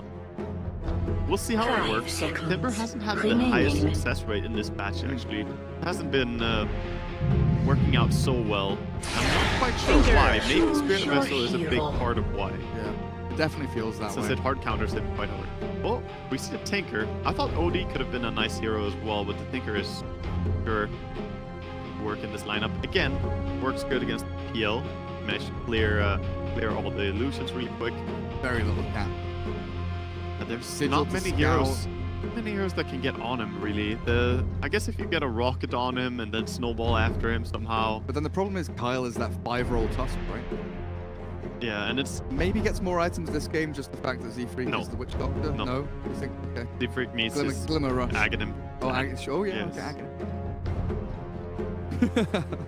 Come on, you know how it works. That's very true. This brotherhood has decided that... It's a one-way street. Yeah. Kyle, you're by words.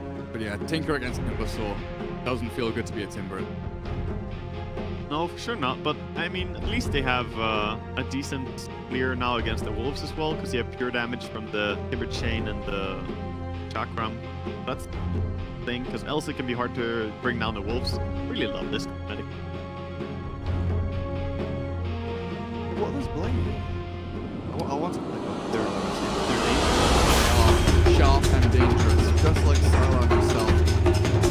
In we go. And you were talking about player to hero. Hero map is a pretty good one. It was Lone Druid, of course. Anti-mage. A player who actually enjoyed the hero a lot before this patch made it super popular. I mean, I can remember back to like Frankfurt Major when Lycan just wasn't a hero, and you still had Sylar picking Lycan. It's like, I can make this work, I promise. And do it. He already queued up his Emblem Dominator, you know, so he knows what he's gonna get before even buying boots or anything. It's gonna be the Emblem Dominator, ideally. So it's the Blood Moon set. The Blood Moon set entirely is what he has. And I like the Necro Book that it has. I remember when this was added, because he has a Necro Book on his hip, which is a Necro 3. So, I think it's a really well detailed set, to be honest. It's worthy of some attention. Alright. Is it expensive though? That's the question. I don't think it's that expensive actually. Yeah, I'm writing this down for later. Yes. Alright, so we see Complexity moving down, getting a ward down that blocks the small camp on the bottom. They are going to be running aggressive, it seems, with a PL. Now he might swing to mid and they're off-laning Timber. Yeah, that's probably more like it. Yeah, the limp's been pulled a couple of times. Yeah, he's gonna be down the mid. Dying is blocking mid for a Tinker. And it looks like the off-lane Lycan going up against the battle begins. Here. Of course, this is gonna kind of move what is the safe lane here for Radiant, as they're gonna protect, of course. I don't think that that's a really good matchup, because Chessie, the Aircopter has 45 damage. 45 damage is a lot less than the 3 that it's Lycan. Wow. Or 73, sorry. And 73 before the Quelling Blade damage. But actually, they're moving it around, yeah. Sylar up against Limp here. Down Quelling on the Lycan. Supposed to be even better for each game. Pretty smart change, actually. Cool, so Tinker top with the damage. Fades up here. And deal with Chessie. Chessie actually getting a last hit in this lane is not going to be the easiest. They'll bring Kyle up as well as Z-Freak, but Witch Doctor already dropping low. They TP down the bottom. Yeah, they don't want to have Tide against them. This was not the matchup that they intended for. I'm not quite sure if the lane swaps were the way they wanted there, but Move gotta get forced away here. Could get level 2 though before get back. And this mid lane is kind of being left alone now, where I think the PL should really struggle against the Lycan. It's not the easiest matchup. Surprised to kill the dogs this early, by the way. Level 1 Wolves is something that we never see cast. one of those spells that really isn't valuable, but Silas making it work out. It's just more that the Howl is valuable in every single lane, so you can help out everyone a little bit. Just 1 point in Howl and 2 points in Feral Impulse, and then maxing Wolf is the typical build. But going away from that a little bit, he does go for 2 points. So value. So Complexity were happy with the Timber versus Tide matchup. Well, what's the reason here that Moo hasn't TP'd top to try and get the matchup against it? Just the fact that Complexity can't swing 3 heroes bottom? Well, yeah, you don't really want to TP up there because you already TP'd your supports up there, I would say is the big reason. Howl would have no way of getting down bottom, so you don't really want to try and get Timbersaw, a little bit awkward. So they're gonna finally be happy with just having an off lane. It's gonna be a little bit of trouble here. Jackal coming in, but let's go down though. Mango pop. Big ether shock damage there. One across the Tinker as well. Nice. Rasta does a lot of damage. Come out and force the Tide here. Smoke extend the spikes for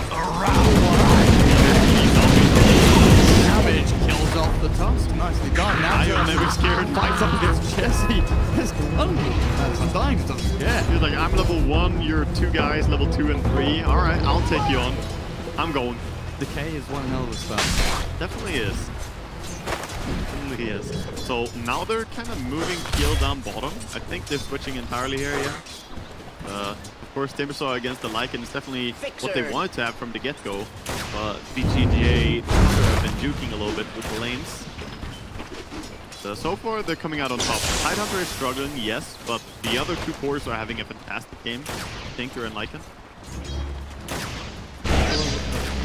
Tinker. Got a load of damage on the ledge. Down he goes. With a save on time there. Kyle wishes he had boots. Save. There. Fortunate 2 in the laser and the rocket. Lots of magic damage coming out of the Tinker now. Oh, just looking at him, he's got 1 circlet. I don't know if he's thinking about buying a null at this point. The Soul Ring will definitely be coming on the side lane Tinker. The mark coming out just for a little while. Yeah, but you don't see safe lane Tinker. Really has all been about that mid Tinker with the bottle, the Soul Ring. If you think about it though, in this current patch, we see a lot of lane switching, getting ideal lanes as people hold. I don't think so. Oh, they are. Now, Fade getting chased by it. Double gang forward. Maybe let me get this one with the Lances coming up cooldown now. Fade juking across the magic one. Got the vision now. And chases forward. Fade, you're right. Has the stick charges to keep on going. Like, I'm just gonna go for some runes. See you later, buddy. Oh, what? You want lasers? No. Limp expended his entire charges. He did. But he did get the cancel on Tinker's Clarity. That was just popped as well. So, always something. And I wanted to go back and say that the reason we see Tinker safe lane here, switching lanes and getting ideal lane scenario has really been a focal point of this for almost everything. So that's why Tinker more happy to react and change lanes. Also has a little bit to do with that everyone starts with a TP for free. So everyone is more willing to change lanes when you don't have to pay for it. And now it's like, oh, push lanes, guys. Come on.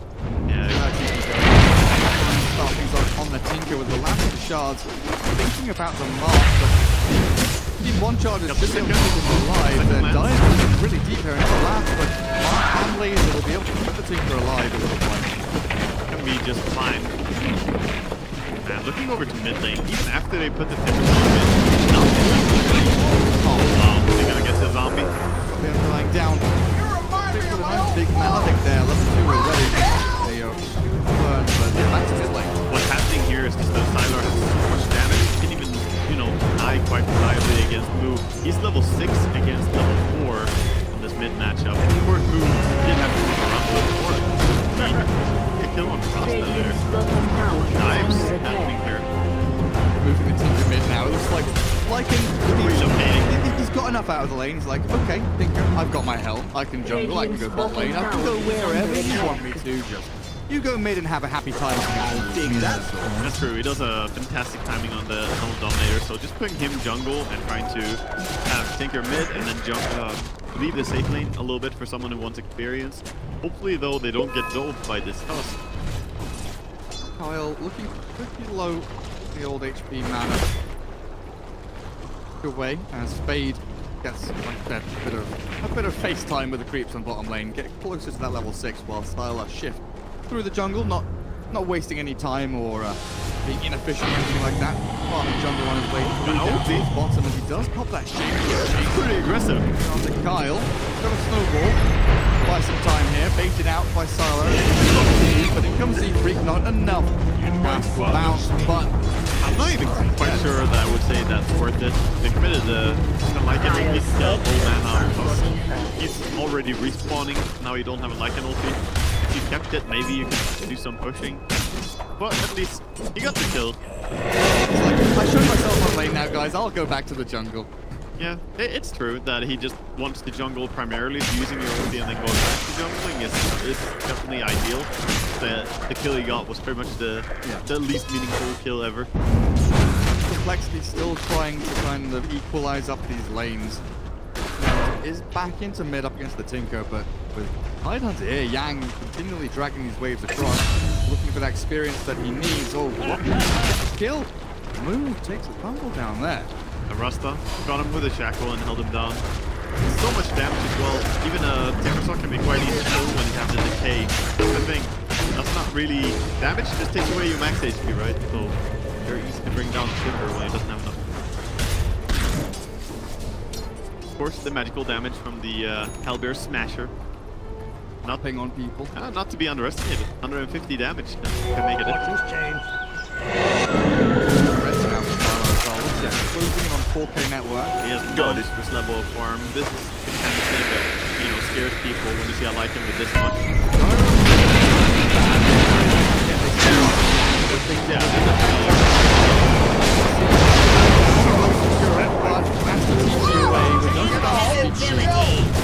Kyle wants the money from the tombstone when he has time. That was die. He gets yeah, the laser rocket. It should be going down. There. He could. Kyle's away. Wow. Giving him the old fist pump. For sure. Mid lane, Sylar, ulti through, lifting away, and again, no disables here from BTJ Thunder. That's one of their weaknesses, right? That only Rasta is the one who's able to cancel TPs in the early game. Rasta and Ravage are their stuns. Exactly, when he can commit Ravage, but he's not level 5 yet, or level 6 yet. Yeah, we go. Perfect. Perfect. It's level 6 right there. 45. Now up for the Tide. Ready for TP canceling on the poor tusks. Ready to. Radiant's bottom tower. Aggressive down, but he's so tanky. He's healed up by the Soul Ripper Mayo, and now they turn back to trying to get his move, but lacking a bit of damage there, and definitely don't want to keep committing in for that fight, even bringing the Tinker battle mid lane. Very nice to have the Soul Rip coming out there. Even a level 1 Soul Rip, it still heals so much, and he's able to just run back, jungle up a little bit safely here on the Lycan again. Getting so much farm while leaving the lanes for his team. However, of course, they did lose the tier 1 bottom, but there is a lot of experience coming in there. They need to send someone out there to take Radiant's top tower is under attack. Especially when the Soul Rip, there's going to be Helm Creep, Lycan Wolves, and Necro units. They just spotted it, they're picking it for Rasta. Take it. Kyle, he realizes he's going to mess with it. Oh, he tried. He tried to cut off the path. Oh. Well tried. Yeah, Sylar feels like after the free farming had mid lane, kind of been struggling to find a home. He's going from a little bit to lane, but he's a vagrant by choice, I would say. Yeah, it doesn't feel like he's been forced into this position, but he's giving the rest of his team opportunities to farm. Carson doesn't take that hit there. With Helm Dominator, actually, kind of such a strong catapult when he takes one. It's really like 1.5 catapult pushing. Keeps his Hellbear, and it's gonna die. He was a fan of that Hell there until just then. Yeah, loyal servant, but no more. And now there's no catapult to be had anymore either. And no serpent boards. Lexi after clearing through all of them. Pretty happy defending that tier 1 up here. Yeah, scouting with the Wolves, doing a good job trying to keep track of where people are moving. However, his smoke got revealed onto the Lycan, so they should realize that there's some move going on right now.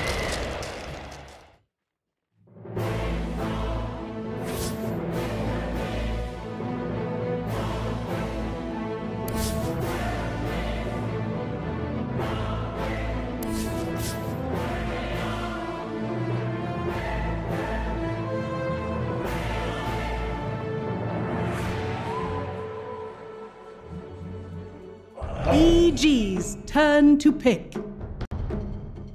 Heroes on the table, it's going to get picked against you. Yeah. Oh, that's such a strong opener. Yeah, it really is. Lycan Bane. And again, this is for the third game in a row. It's first pick Penta, Dire EG. Yes, I think EG is pretty clear. They chose the Dire side when they had priority in game 1. It is unusual. Yeah, most others are focusing Radiant. Well, Radiant's been, at least in the last patch, Radiant's been better. In this patch, no. First pick Radiant has the advantage, but there are a lot. I see a lot more variety in terms of what side and what pick order teams prefer in this patch than the last. I mean, Dire just has. It's like you gotta weigh these advantages.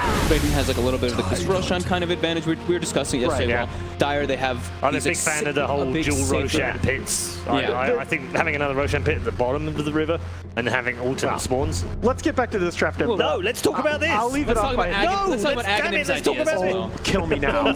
So they take the Tide right away. We're filling, Alan. No, all right. So you got me when you talk about it. We can fill 45 minutes on one that subject alone, let alone this draft. That's for sure. It's cool. Go ahead. I'll see you guys later. Yeah, all right. No worries. So OD banned. I think they just realized that Penta was really solid on that hero, honestly. Yeah, so man, I am a little bit nervous just because in general, dual core opens have gotten punished so severely in like the last 6 tournaments I've watched. I think these are 2 heroes that are on the harder side to counter individually. A few teams have got away with it though. But we're talking top 3 teams. We're talking the Secrets and the Liquids of this world. Yes. Look, I never see dual core. Yeah, it's maybe once in 20 drafts for either team right now. So they have to get rid of these kind of push heroes, this push lineup with Lycan, of course, so they take out this DK. So probably what, Death Prophet will be the next ban. Actually, you know what, I don't mind the Tide here because I think Tide, like Sand King over the last season, has gone through this evolution where he's not solely about his ultimate anymore. Tide, with all the changes to Gush and to Anchor Smash, he is a hero that can now get into the back lines and threaten supports a little bit more than he was. Can get eaten a bit by Lycan though, because Lycan is one of those heroes that just do so much damage. Yeah, when he pops it, yeah. It gives EG something to think about as well. Gets them to focus on how do we deal with those 2 rather than what do we want to pick. Can sometimes throw drafters off. Yeah. Not that I'm saying they can throw Misery off particularly, but it does give them something different to focus on. It's so weird to see like the difference in priority in teams. I'm just seeing like PL Tide now, and then PL Tide like Lycan Bane, and what we didn't see anything even close to that yesterday. I mean, also the styles of drafting. Right, when Crick was drafting before, it was almost like a PPD draft where he would be focusing on supports, then he would focus offlane, and then they would focus a carry on the mid, saving them to the last as long as they could. In the drafts, they were always about that. Yeah. Well, I've said this since 707 was released. I don't think we've seen a settled meta because the meta was still changing very actively up to the end of 706 at ESL One Hamburg, and the changes have kind of kept coming rapid fire since then. We haven't really ever settled down. Yeah, I mean, some heroes, sure, we're going to share similarities, but other heroes, teams like, look, where's Bounty Hunter, right? Yeah. Secret and Newbie for first 2 picking yesterday. So go back to the start of 707. There was no PL. Yeah. I'm going to go ahead and say... Yeah, it was very rare. I dislike these bans. Let's see what the second one is from Penta, but I think Penta should be banning AoE teamfight. You don't think they should be banning push? No. Penta know how to deal with push. And Penta can pick... Penta are good at a number of heroes that are fine at deep push. They can pick Elder Titan themselves. Yeah, dealing with push is different though when there's something besides a Lycan. Lycan really just brute forces things so hard. That's my one concern. Yeah, you're worried that Lycan and DK are just going to blow you off the map. Something like just basically like that. Yeah, and I mean DK, he's not bad for his PL by any means. So EG have had 3 consistent bans in all 3 rounds, right? The CK, the Brew, and the Edge. And the last leader twice now. 5 seconds. So now's where EG would traditionally pick up their second support, their Witch Doctor. Yeah, they've been leaving Samael for last in most of their picks. They can go for something like those melee ones, right? Like a Sand King or something. Yep, Sand King, Slardar would be okay, I think.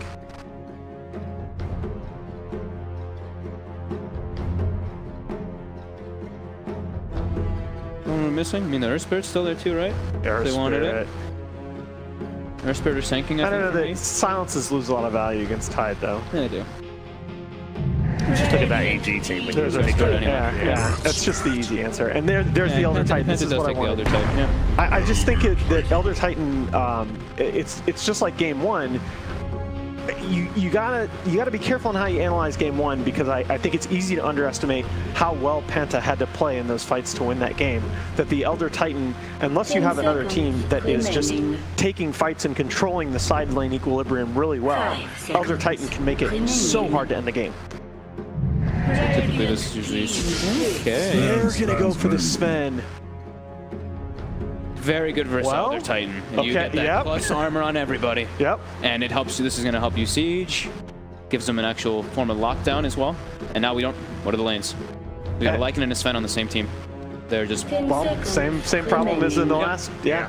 But that's the thing, that it's the same problem in the last game. But then if you have, this is where you're really glad that you have Sam in your ear during the draft, because these drafts, these sort of flex lane drafts, are so much more powerful when you have that fifth pick trump card that pulls it all together. So they do leave Smail's hero till last. Now, generally speaking, it's been Arteezy that's ran the Sven, and Fear has run on the Lycan. Yeah. But we know that Arteezy can play that Lycan as well, so depends which way they go. But in the last patch, in 707 completely, it's always been Fear on the Lycan, and Arteezy on the Sven. Okay. I was literally about to say, has Penta played much Void? Okay. I still think it leaves you, I still think it leaves you very cooldown dependent now. Exactly, yeah. They really need like Void Elder Titan pretty much every single time for these team fights to go well. 10 seconds remaining. Yeah. I guess 9 plays the Void then? 5 and they leave that time for the off? remaining. I mean Arc, right? Arc. No, Arc's gonna be the PL. Sorry, yeah, because 9 got put in recently. Yeah, Arc will be left. I don't know. PL, Oliver, Void. Yeah. Do you think Oliver will take the Void? I think so. 10 seconds remaining. I mean, it is Penta. This is one of their big strengths too. That all three of their cores are somewhat interchangeable. But if you look at how the region's been going, especially the CIS teams have been favoring Carry Void. Is EG looking at Beastmaster here, you think? Oh, but these aren't the CIS team, Alan. These are a European team now. I like this Wyvern. I actually think EG, they banned the Witch Doctor. That's why I was thinking Beastmaster, and it works so well with the Lycan. But now Wyvern actually might make them not want to pick it so much. But well, they seem pretty happy. Yeah, they seem pretty happy with that. It's really hard to do that. Cool down. This is part of the reason that you see the dual support opens. It's hard to win the game with a 5th support pick. But this Winter Wyvern is a very, very good pick. There's a lot of lockdown in this team as well. Wyvern blows up the Sven. It blows up the team with the Sven hitting. Wyvern is so sick against Lycan because his own book can kill him so easily. I really think EG was looking at Beastmaster here, and I think now they're like, okay, we have to switch it up. So, Puck's ban, I think that was the option that they wanted. I think they may still go for the Bat Rider, or maybe they. Man, what's the other one I was just thinking of? I had another one. I think Bat is so much worse in this game than it was in the last game. It absolutely is. You don't think they still go for the Beast? No, I think Beast with what you have on the table against Winter Wyvern is asking for trouble. I think you can just go, man, can you Omni? You've been saying that in the first 2 games, Paul. Yeah, that's a pretty good. That's a pretty damn good Omni pick versus this Repel and GA versus all this mass AoE team fight. I honestly, this is a really good draft. This is a draft where it came down to both teams had really good 5th picks, and whoever picked last was going to have the advantage. And I think EG picked well enough to give them that advantage. I think both teams seem happy with their drafts, though, Fold. This is really good. Yeah, I think EG's. I was saying it before. I think the faster-paced teams usually have been looking more successful for me. So I think EG's is just a bit more fast-paced, and Penta's too cooldown reliant. Okay, so you're going with EG. Yeah, I think Lycan's also just no surprise there whatsoever. The former EG player fanboy. Thanks. I got to go with EG. I hear it every time. But I think Penta has a real chance. I think Penta has a real chance. Okay. This is not a stomp. All right, I like that. No, okay. He's not fully confident on the Penta hype train, but easy. Which now one as we head into game number 3, Penna Sports versus Evil Geniuses. All yours, boys. Thank you very much, Red. I had indeed the deciding game between these two sides. The last game, of course, for one of them, EG versus Penta, game 3. And there's a Sven, this time in the hands of EG. Penta couldn't do it. Can EG show Penta how to do it? I don't know, man. I am not a big believer in this hero, I will say. However, RTZ has looked very impressive on the Sven in some of his most recent games. I would say, in fact, the most impressive Sven I've seen lately. I believe they even actually lost that game. But the way he was making these big maneuvers and big plays, he was just... You have to do that stuff as Sven. You know, you got to find that big fight that brings you back in the game. And it was one of those moments where he was really able to succeed on the Sven. Something like that. So we'll see if he can do it again. The last pick, Omni, we were kind of discussing the other possible option. I think probably would have been the Abaddon. We've seen a lot of teams go for that, so you can use the ulti to take off the Abaddon yourself, and then you pop the shield on someone else and you counter it that way. But with so much wombo combo as well. What do you think of the stop? He's going to be fine. Oh no, actually he's not. Wow, he's got the roll back up in 5 seconds. I think, is he going to go for a crit? Nah, he can't. There's too much there. He gets away. Okay. But yeah, on the wombo combo, I think Abaddon probably wouldn't have worked out too well. You're dealing with Chronospheres, you're dealing with the stomps. You know, there's only so many things that you can use that shields over and over, whereas just the permanent repel and a little bit easier to execute GA is a better choice in my opinion. So I like that aspect of EG's draft, but overall I'm more favorable towards the Penta one. I feel like if I saw EG with that Penta draft, I would be like, this game's over. Like, good luck. They do still have strong heroes. Oh, here we go. We'll watch it again. I mean, how low did he get this time? How low did he get? 10, 8, or 9, 8 HP it went down to. Oh, that was a close.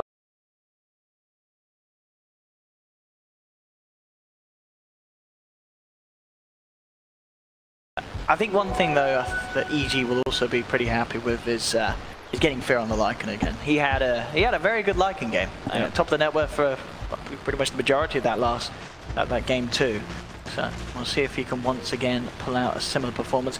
It's going to be maybe a little bit harder. He's not in that side lane. He is going to be taking the... I imagine is this EG getting the matchups that they want, or is this Penta getting the matchups still? Overall, it looks pretty good for EG, I would say. Pretty content with where I'm sitting right now. Fear's going to be the big question mark, but if he can survive to level 3, second Feral Impulse, things will be good. Overall, I like the way that they've been maneuvering around in terms of like the net worth distribution and just how much farm everyone's getting. The past few days, almost like a full week now, we've just been seeing Fear on DP or DK, and he's been very lackluster in terms of like what they're giving him in terms of net worth and everything. He only has so much he can do with that gold. That's the role that they're being handing over to him. But last game on that Lycan, that was the Fear that we won. You know, this guy's getting really aggressive, gets some gold, makes things happen across the map. So see if he can do that again here in this mid lane setup. Boogie getting the taunts out down bottom, trying to do his best to disrupt the farm of RTZ, but at the moment not looking to be too easy for the Tide to do so. So Arthur is more than fine, 6 for 4 CS, and Boogie being so down fine presence of the Bane as well mid lane. Looking again from the Wyvern to try and harass Fear down. But as you say, he's hitting level 3, he's able to have the ring of course queued up first, and as soon as he has those, his tool set, the regen's going to be more than enough to help sustain him against that aggression. 9-1 already? 10-1. Looks great. He's being pressured by 2 heroes, but he's the Lycan. Playing it very nicely mid. And here we have already the tasty 7 regen and reach for inch goal. Once he has both of the rings, they're going to need more than 2 heroes to harass that Lycan out of lane, and that's something that Penta might not be interested in there. Maybe more focus on trying to put their efforts elsewhere. At the moment, it's a lot of focus on Samel. They do have the 3 heroes up here. For a bit of a setup at the start, bringing RMN forward, because his backup from Crit comes in with the roll to slow down Oliver. Turn RMN will get the slow burn onto both of them. Crit falling very low. They don't want to dive it. They know Samel's there. He's got that level 2 in the purification. It's very hard for these 3 heroes up top of Penta to make a go, but at the same time, it looks like there's not really lane where there's a clear place for Penta to make the plays early on. Now EG, they're actually looking to try and fight back into this one as Crit rolls back forward. It may cost him his life. Can they get the first kill? DNC falling low. They can't. DNC's going to be able to get away. And with that back, Penta will be the ones to get first blood. It looks so close to EG being the ones to find a successful kill, and they just couldn't get it. Yeah, very nice. Side of Penta. Trying to find something with these heroes. As you said, not the best like roamers and gankers necessarily. They're just trying to secure this here in a tough matchup with the on-net. Pretty much one thing for anyone, so you might bring supports up here and try and help out Oliver a little bit. And compared to Crit in his game 1 on the Elder Titan, it looks like DNZ is going to have a much nicer time this game. You know, Fogged, he's been going on for this Elder Titan. I mean, it is a great He spams it. You know, I don't want to slander the guy, but he plays a hell of a lot of Elder Titan. And I know that he gets very excited when he sees heroes like Winter Wyvern or Faceless Void or Tidehunter on his team. All these big AoEs. Yeah, that's what Elder Titan needs to build off. That's what Crit was missing when he was playing the hero in game number 1. So DNZ certainly has a big opportunity in this match to really take over as long as the rest of the team can make it to that mid game either ahead or at least some sort of even pace with EG. Now Misery making sure that Boogie doesn't find much to build for that bottom lane. Only 2 CS on this Tide, getting pretty much nothing because of this the way that Bane is able to keep him right pushing. Wow, that's look, we're trying to get yourself close to the amount of saps and nightmares. Still, 3 days. CS does look very good for EG. Just the 3 heroes, 3 cores sort of matched against each other. EG leading all of them. In fact, with that brains out, Boogie's falling low, and I think he may have just given up his life. But with a nightmare, buys time for Ezra to get some free hits in, and the final touch from Arteezy to seal the deal. Gets EG the kill. The same time for Postman, falling low. In fact, I don't think he's getting out of this one. Purification is still on cooldown for a couple of seconds. Can he do it? He cannot. The final right click from DNZ takes down the Omni Knight. So Penta do find a kill in return. But I'm looking at the farm on both Arteezy and Fear. It's looking pretty scary for Penta. Both of these big cores are getting the big starts that they need, and we saw what they were able to do with that in game 2. Yeah. Looks like Sumail maybe punished a bit there just because of Crit rotating around, grabbing bounty runes, stacking some camps. A lot easier on the bottom half of the map where Misery is just lurking near Arteezy the entire time. He just goes and stacks the Ancients, and then just goes back to harassing Boogie, giving him a terrible life. I mean, both of them level 3. That's an excellent goal support. When you can keep the offlaner at your own level, you feel very good about the situation. Crit from the high ground. DNZ just walked right back. Hello. There he is. He's going to get him out of the neighborhood. Sam will be there as well, but Crit, of course, will be fine. Helps himself up to the high ground. But as you say, definitely the biggest issue is the Tide this game. Like how, in terms of for Penta, how much he's going to be able to actually do for the side, because Boogie is level 3. It's the same as the supports, and he is getting absolutely nothing from this off lane.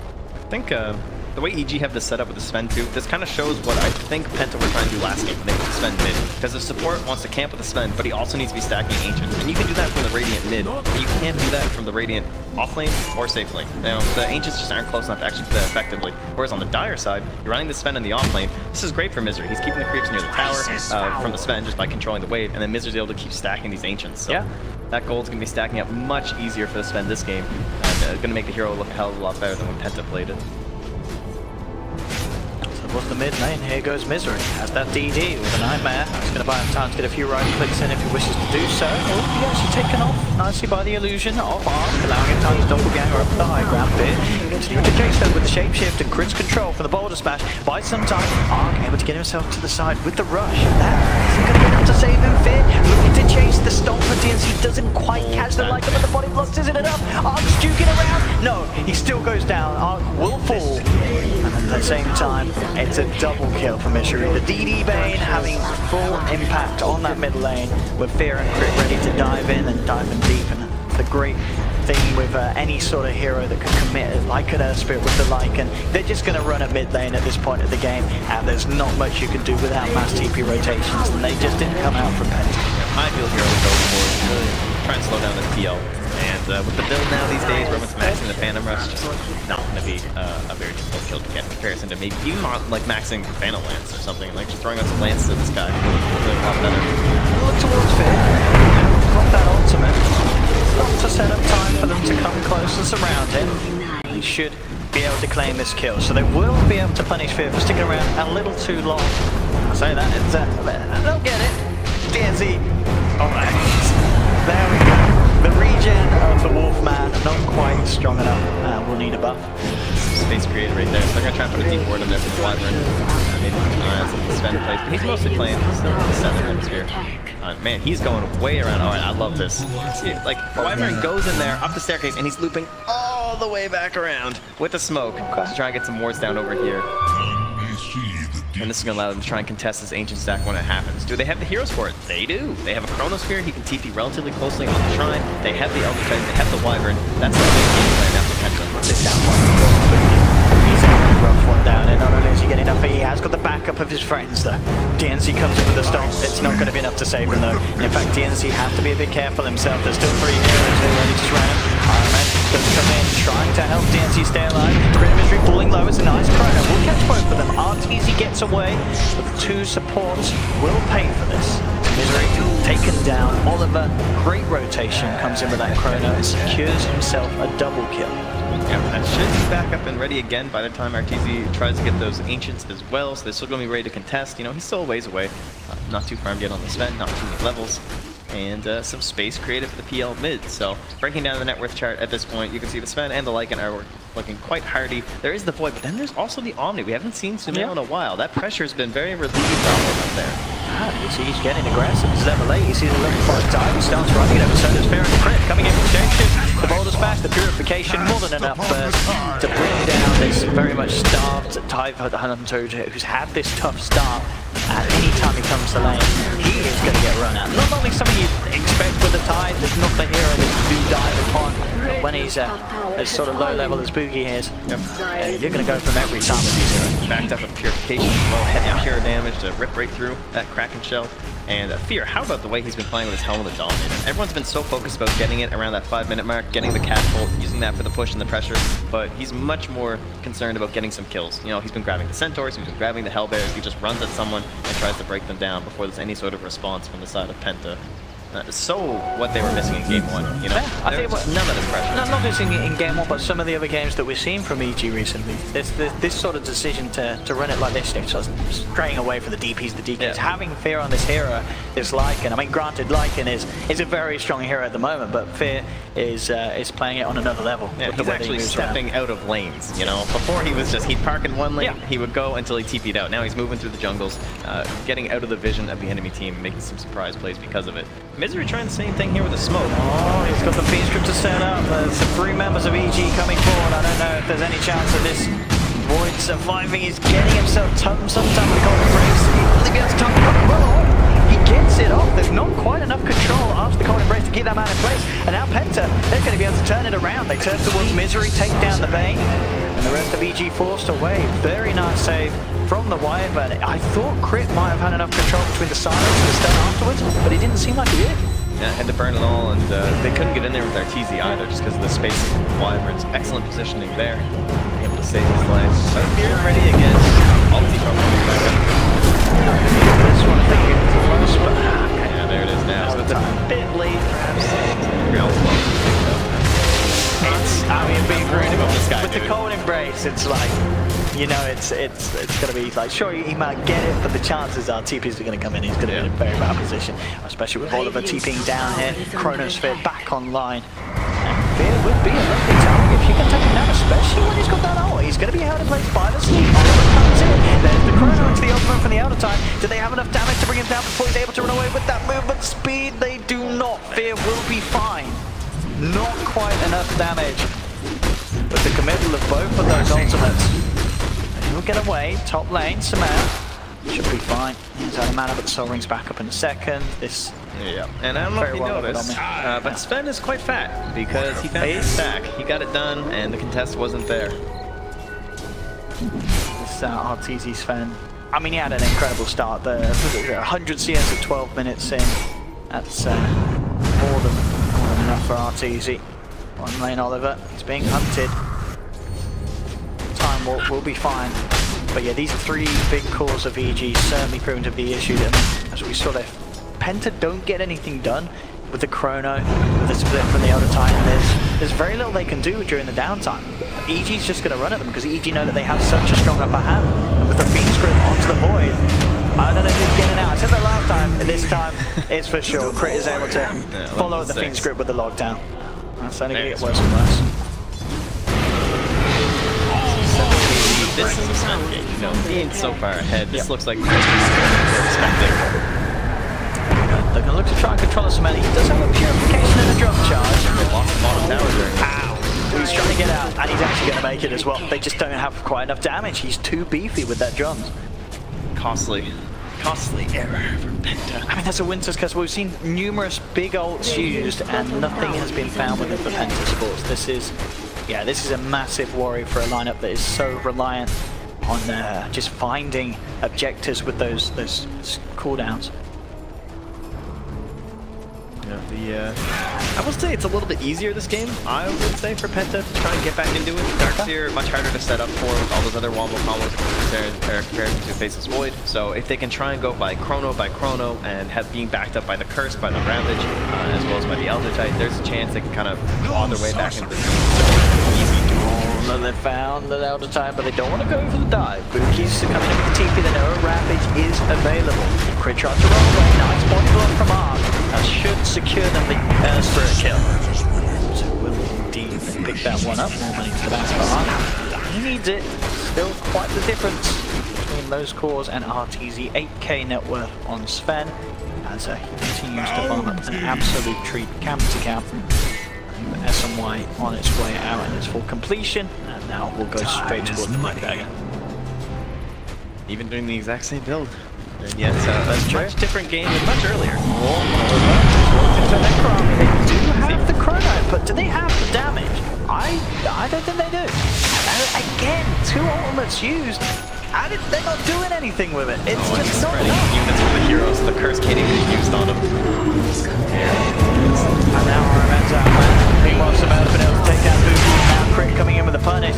This is all falling apart for Penta. This is getting pretty brutal. If they can't find the opportunity to do anything in these big team fights, I don't know how they can do it. Mid lane, trying to go into Misery, but RTZ's there. Oh, Misery!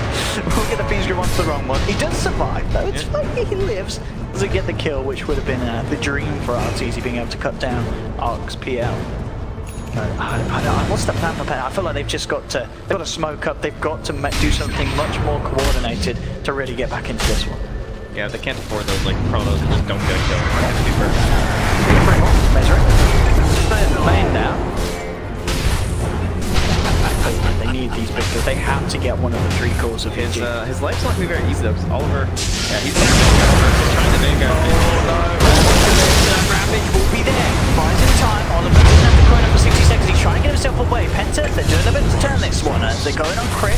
Take down him. Turn towards RTZ, but RTZ is doing a lot. Winter's Curse isn't going to pull RTZ in, so Samel will be fine. RTZ just dives under the tower, takes the line of the wire. Penta's desperately hoping to try and get something in response, but the GA comes through. They can't punch into RTZ for now, but it's a good sleep, holding him in place. So after the GA runs out, they may be able to continue to chase. Ark jumps towards the double gown, but RTZ just turns. He doesn't even need the God Strength to push them away with the right clicks that he's dealing with the SMY at this stage. And look at bottom lane, they lose Ark bid. Bottom lane Fear is pushing in onto your racks. Penta are just getting pulled apart. They'll have to pop the fortification and force Fear back. But EG, they are continuing to maintain this very strong and early lead. 11k net worth advantage, 16 minutes in. And it's feeling like such a scary game for Penta. The split push threat, the fact that the RTZ Sven is as big as it is at the stage, and EG going into Roshan. Can Penta really do anything? I think they're going to have Chronosphere back up soon, but the other ults, they've already been used. Yeah, you often hear in terms of like drafting this idea of like there's so much team fight, like you can either go more team fight and you try to keep matching, or you just go team push. Yeah, okay, we're just gonna dodge your fights. You know, your catch overall isn't that amazing from the side of Penta, and so Fear just always has his mind on these racks, always splitting the waves. And Penta, Mr. Oliver, I don't know, man. Like I heard them debating about who Oliver was gonna play. They're like, do you think it's gonna be Oliver Void or Oliver PL? The first thing that came to my head was, well, you know, Void is better with Radiance. And I actually did. That was a joke. But I didn't think he would actually do it. Into the old classic one that was about when Wagger started doing on his stream. The Vanguard Radiance. It's too bad. He's on the other stream too. He would love this right now. Well, I mean, it's not doing too great, so I don't know how much he'd love it. Yeah, you have to actually finish the Radiance for it to be the build, I suppose. So we'll see if that actually happens this game. Hunting from Misery has got a Fiend's Grip with Time warp for Oliver. This is space created. That's true. Yeah, like, this void is not. Where's that radiance come from? You can't get it in the trees. They do not grow on trees. I mean, well, Samel apparently they do, because he's managed to get his amount of minutes. It's going to be nearly complete on Samel. Oh, they've got Chrono. TP will be cancelled, so Samel is on his own. They have got the rest of EG coming through. Can they kill Samel in time? He's got the purification and will be bashed up. They do get a big kill onto Samel as he was closing in on the radiance. That will put the recipe on hold for a little bit. The Penta do manage to take down one of the cores this time with their ults. That's 600 gold away from Radiance on Samel's Omni Knight. Arteezy, he's actually charging across. They do want to continue to try and take this fight. Double Arteezy on the sideline, cutting down the Wyvern, make sure there's no chance for a cold embrace or Winter's Curse. The spells from Crypt will miss initially, but it doesn't matter. They find Oliver in the tree line. He's got one more time. Same time down bottom though. Fierce trying for the Rat. Boogie will hold him in place with the Ravage. Oliver will get taken down with the God Strength from Arteezy. There is enough damage, and it looks like down bottom, the Ravage sure it stops the push. It's not going to get the kill. Fierce just pops the shapeshift, and he's able to run himself away. Radiant's top tower is under attack. You can even see just the concerns of Arteezy in this game. He doesn't really care. He's like, what's the point of buying a Dink AP? I'm up against Chrono, up against Winter Wyvern. So he's thinking, I'll just get an Orchid, because I have to focus the Wyvern anyway, and then I also want to stop the Void from getting his time walk off if we don't have the stuns in time or the silences from the Earth Spirit. So, excellent choice by him. We'll see if he goes for it, but I think that's definitely the right way to play this one after the Blink. I am very scared of the protest from DNZ, just trying to focus on the Spirit and Song. 80 gush damage. That is not often taken. I can tell you that much. It's not indeed. Normally, yeah, the 25 movement speed. He's got that medallion though, you know. That's the value. I guess. No. Why, you're confusing me now. Come on, you're meant to be the analyst. Sorry, I shouldn't be so rude. Sure, Anchor Smash might be a bit. He needs a Veil for that one. That's the build, clearly. But anyway, not gonna be happy. Veil side. The next level. We had our Veil, Witch Doctor? That was a good game. Yeah, who was that? It was Solo, wasn't it? Yeah. The brown boots Veil. This game, at least, it's... They do have that team fight, that's the thing. But then again, that's what we were saying with the Dark Seer. But also what you said, it's a little easier to execute with these heroes because they don't have a Dark Seer. It might be there for Penta, but overall, this is EG looking very different to the EG we saw in Game 1. It's been a series that's just been on the up and up. After the end of Game 1 for EG, as Game 2 looked great in Game 3. This is, you know, more looking to be what maybe people have expected when they sort of see the names of these players in this sort of matchup. You might not know too much about Penta, obviously, would be seen as the underdogs in this matchup, and this sort of this difference between the sides is certainly what I think a lot of the viewers at home would have been expecting to see. You know, if you're EG, you do expect to have quite a lead in this matchup. There's been some issues with those EG standards lately. Yeah, so absolutely. They're trying to figure it out. Yeah. But this is more what the EG fans at home will be expecting to see from them. So Oliver down bottom. He does have the time warp, and will be able to take it. TDC's going in onto DNZ on the other Titan. Keep himself alive. Cold Embrace is there just in time. No attention towards Art. Doppelganger's back up to the high ground. EG will find the space to get to it. Comes in. Chrono and Winter's Curse works out the terms and sounds for the Ravage. Now the other side on, but it's not enough damage to get the kill. Now Arteezy is ready to respond. Heading for Feature there from Michigan, holding the Void in place. Penta, they've lost one. Arteezy blinking up to the high ground, pushing the rest of Penta back. Ironman on the sideline being beat upon by Fears Lycan. He'll cold embrace himself up. Hell in place. The Necron brings him down. 2 down on Penta. Art's gone as well.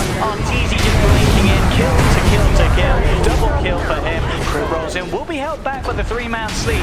But there's 4 heroes dead on Penta. On their last lifeline here at ESL Genting. They will hold on for now. They've still got a fortification. They do have buybacks on both the PL and the Void. But EG, they claim bottom lane. They move straight towards mid.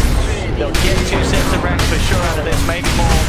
We'll see. Arc has fought back, but the ults aren't there. Again, Penta, they threw everything into that last fight and they still couldn't come out on top. And with the Necro Boots back up, EG, Fear will move for more onto the top lane. They've got the steps on, holding him back with the Boulder Smash follower. What can Penta do? Oliver jumps in, but he hasn't got a Chrono available. Arteezy was held up and turned straight towards the Void. Cold Embrace will be there. Fine Oliver sometime. Boogie comes in quite fortunately. Arteezy right through the time. Winter's Curse will mean the death of Misery, as Misery gets beaten down by his own teammates. And we're sponsored for his performance in game 1. RTZ gets the stun onto the Wyvern, cuts them down. This game is falling over. Triple kill for RTZ. He's going to rampage. I think he will. He's not going to get the chance to. GG is called. Penta Sports comes the end of their line here at ESL Genting. And EG clean things up after game 1. Victory. Oh my god, they are jumping with joy. I believe that says expected. That's what that says to me. You know, they were like, okay guys, we dropped game 1. They're probably still thinking about game 1, isn't it? For EG, I think you're going to be happy that you did win the series, of course, but this isn't necessarily a series that you should be celebrating about for them. They get knocked down, they have a rough performance in game 1, they do manage to get through, but they are going to have to continue to step it up as the tournament goes on. Yeah. A very nice case study, though, to just kind of watch that Sven and the development between, like, the difference between game 2 and game 3 on those two different teams, and how that Sven operated in the first 10 minutes of the game. Because he just got so far, excellent work by the supports, great positioning on the lanes, and they made sure that he exploded in net worth at the beginning of the game when they had to. And we have it, ladies and gentlemen, EG able to successfully move on as they knock out Penta 2-1 in this series. We'll pass you back to Paul and the panel. Thanks very much, Owen and Trent, on the commentary there from a brilliant series as far as we're concerned in terms of the neutrals. But I guess EG fans will be quite happy and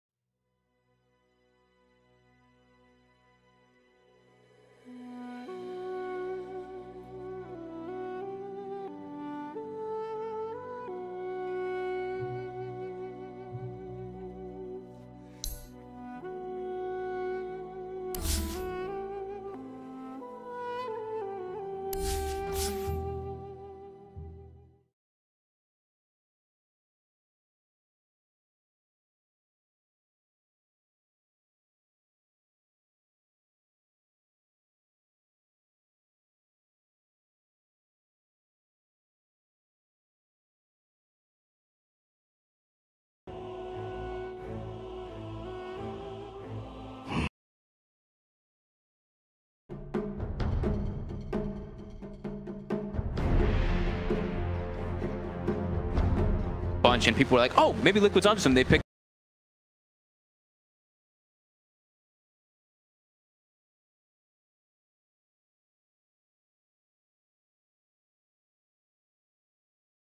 the Earth Spirit. I think it's just really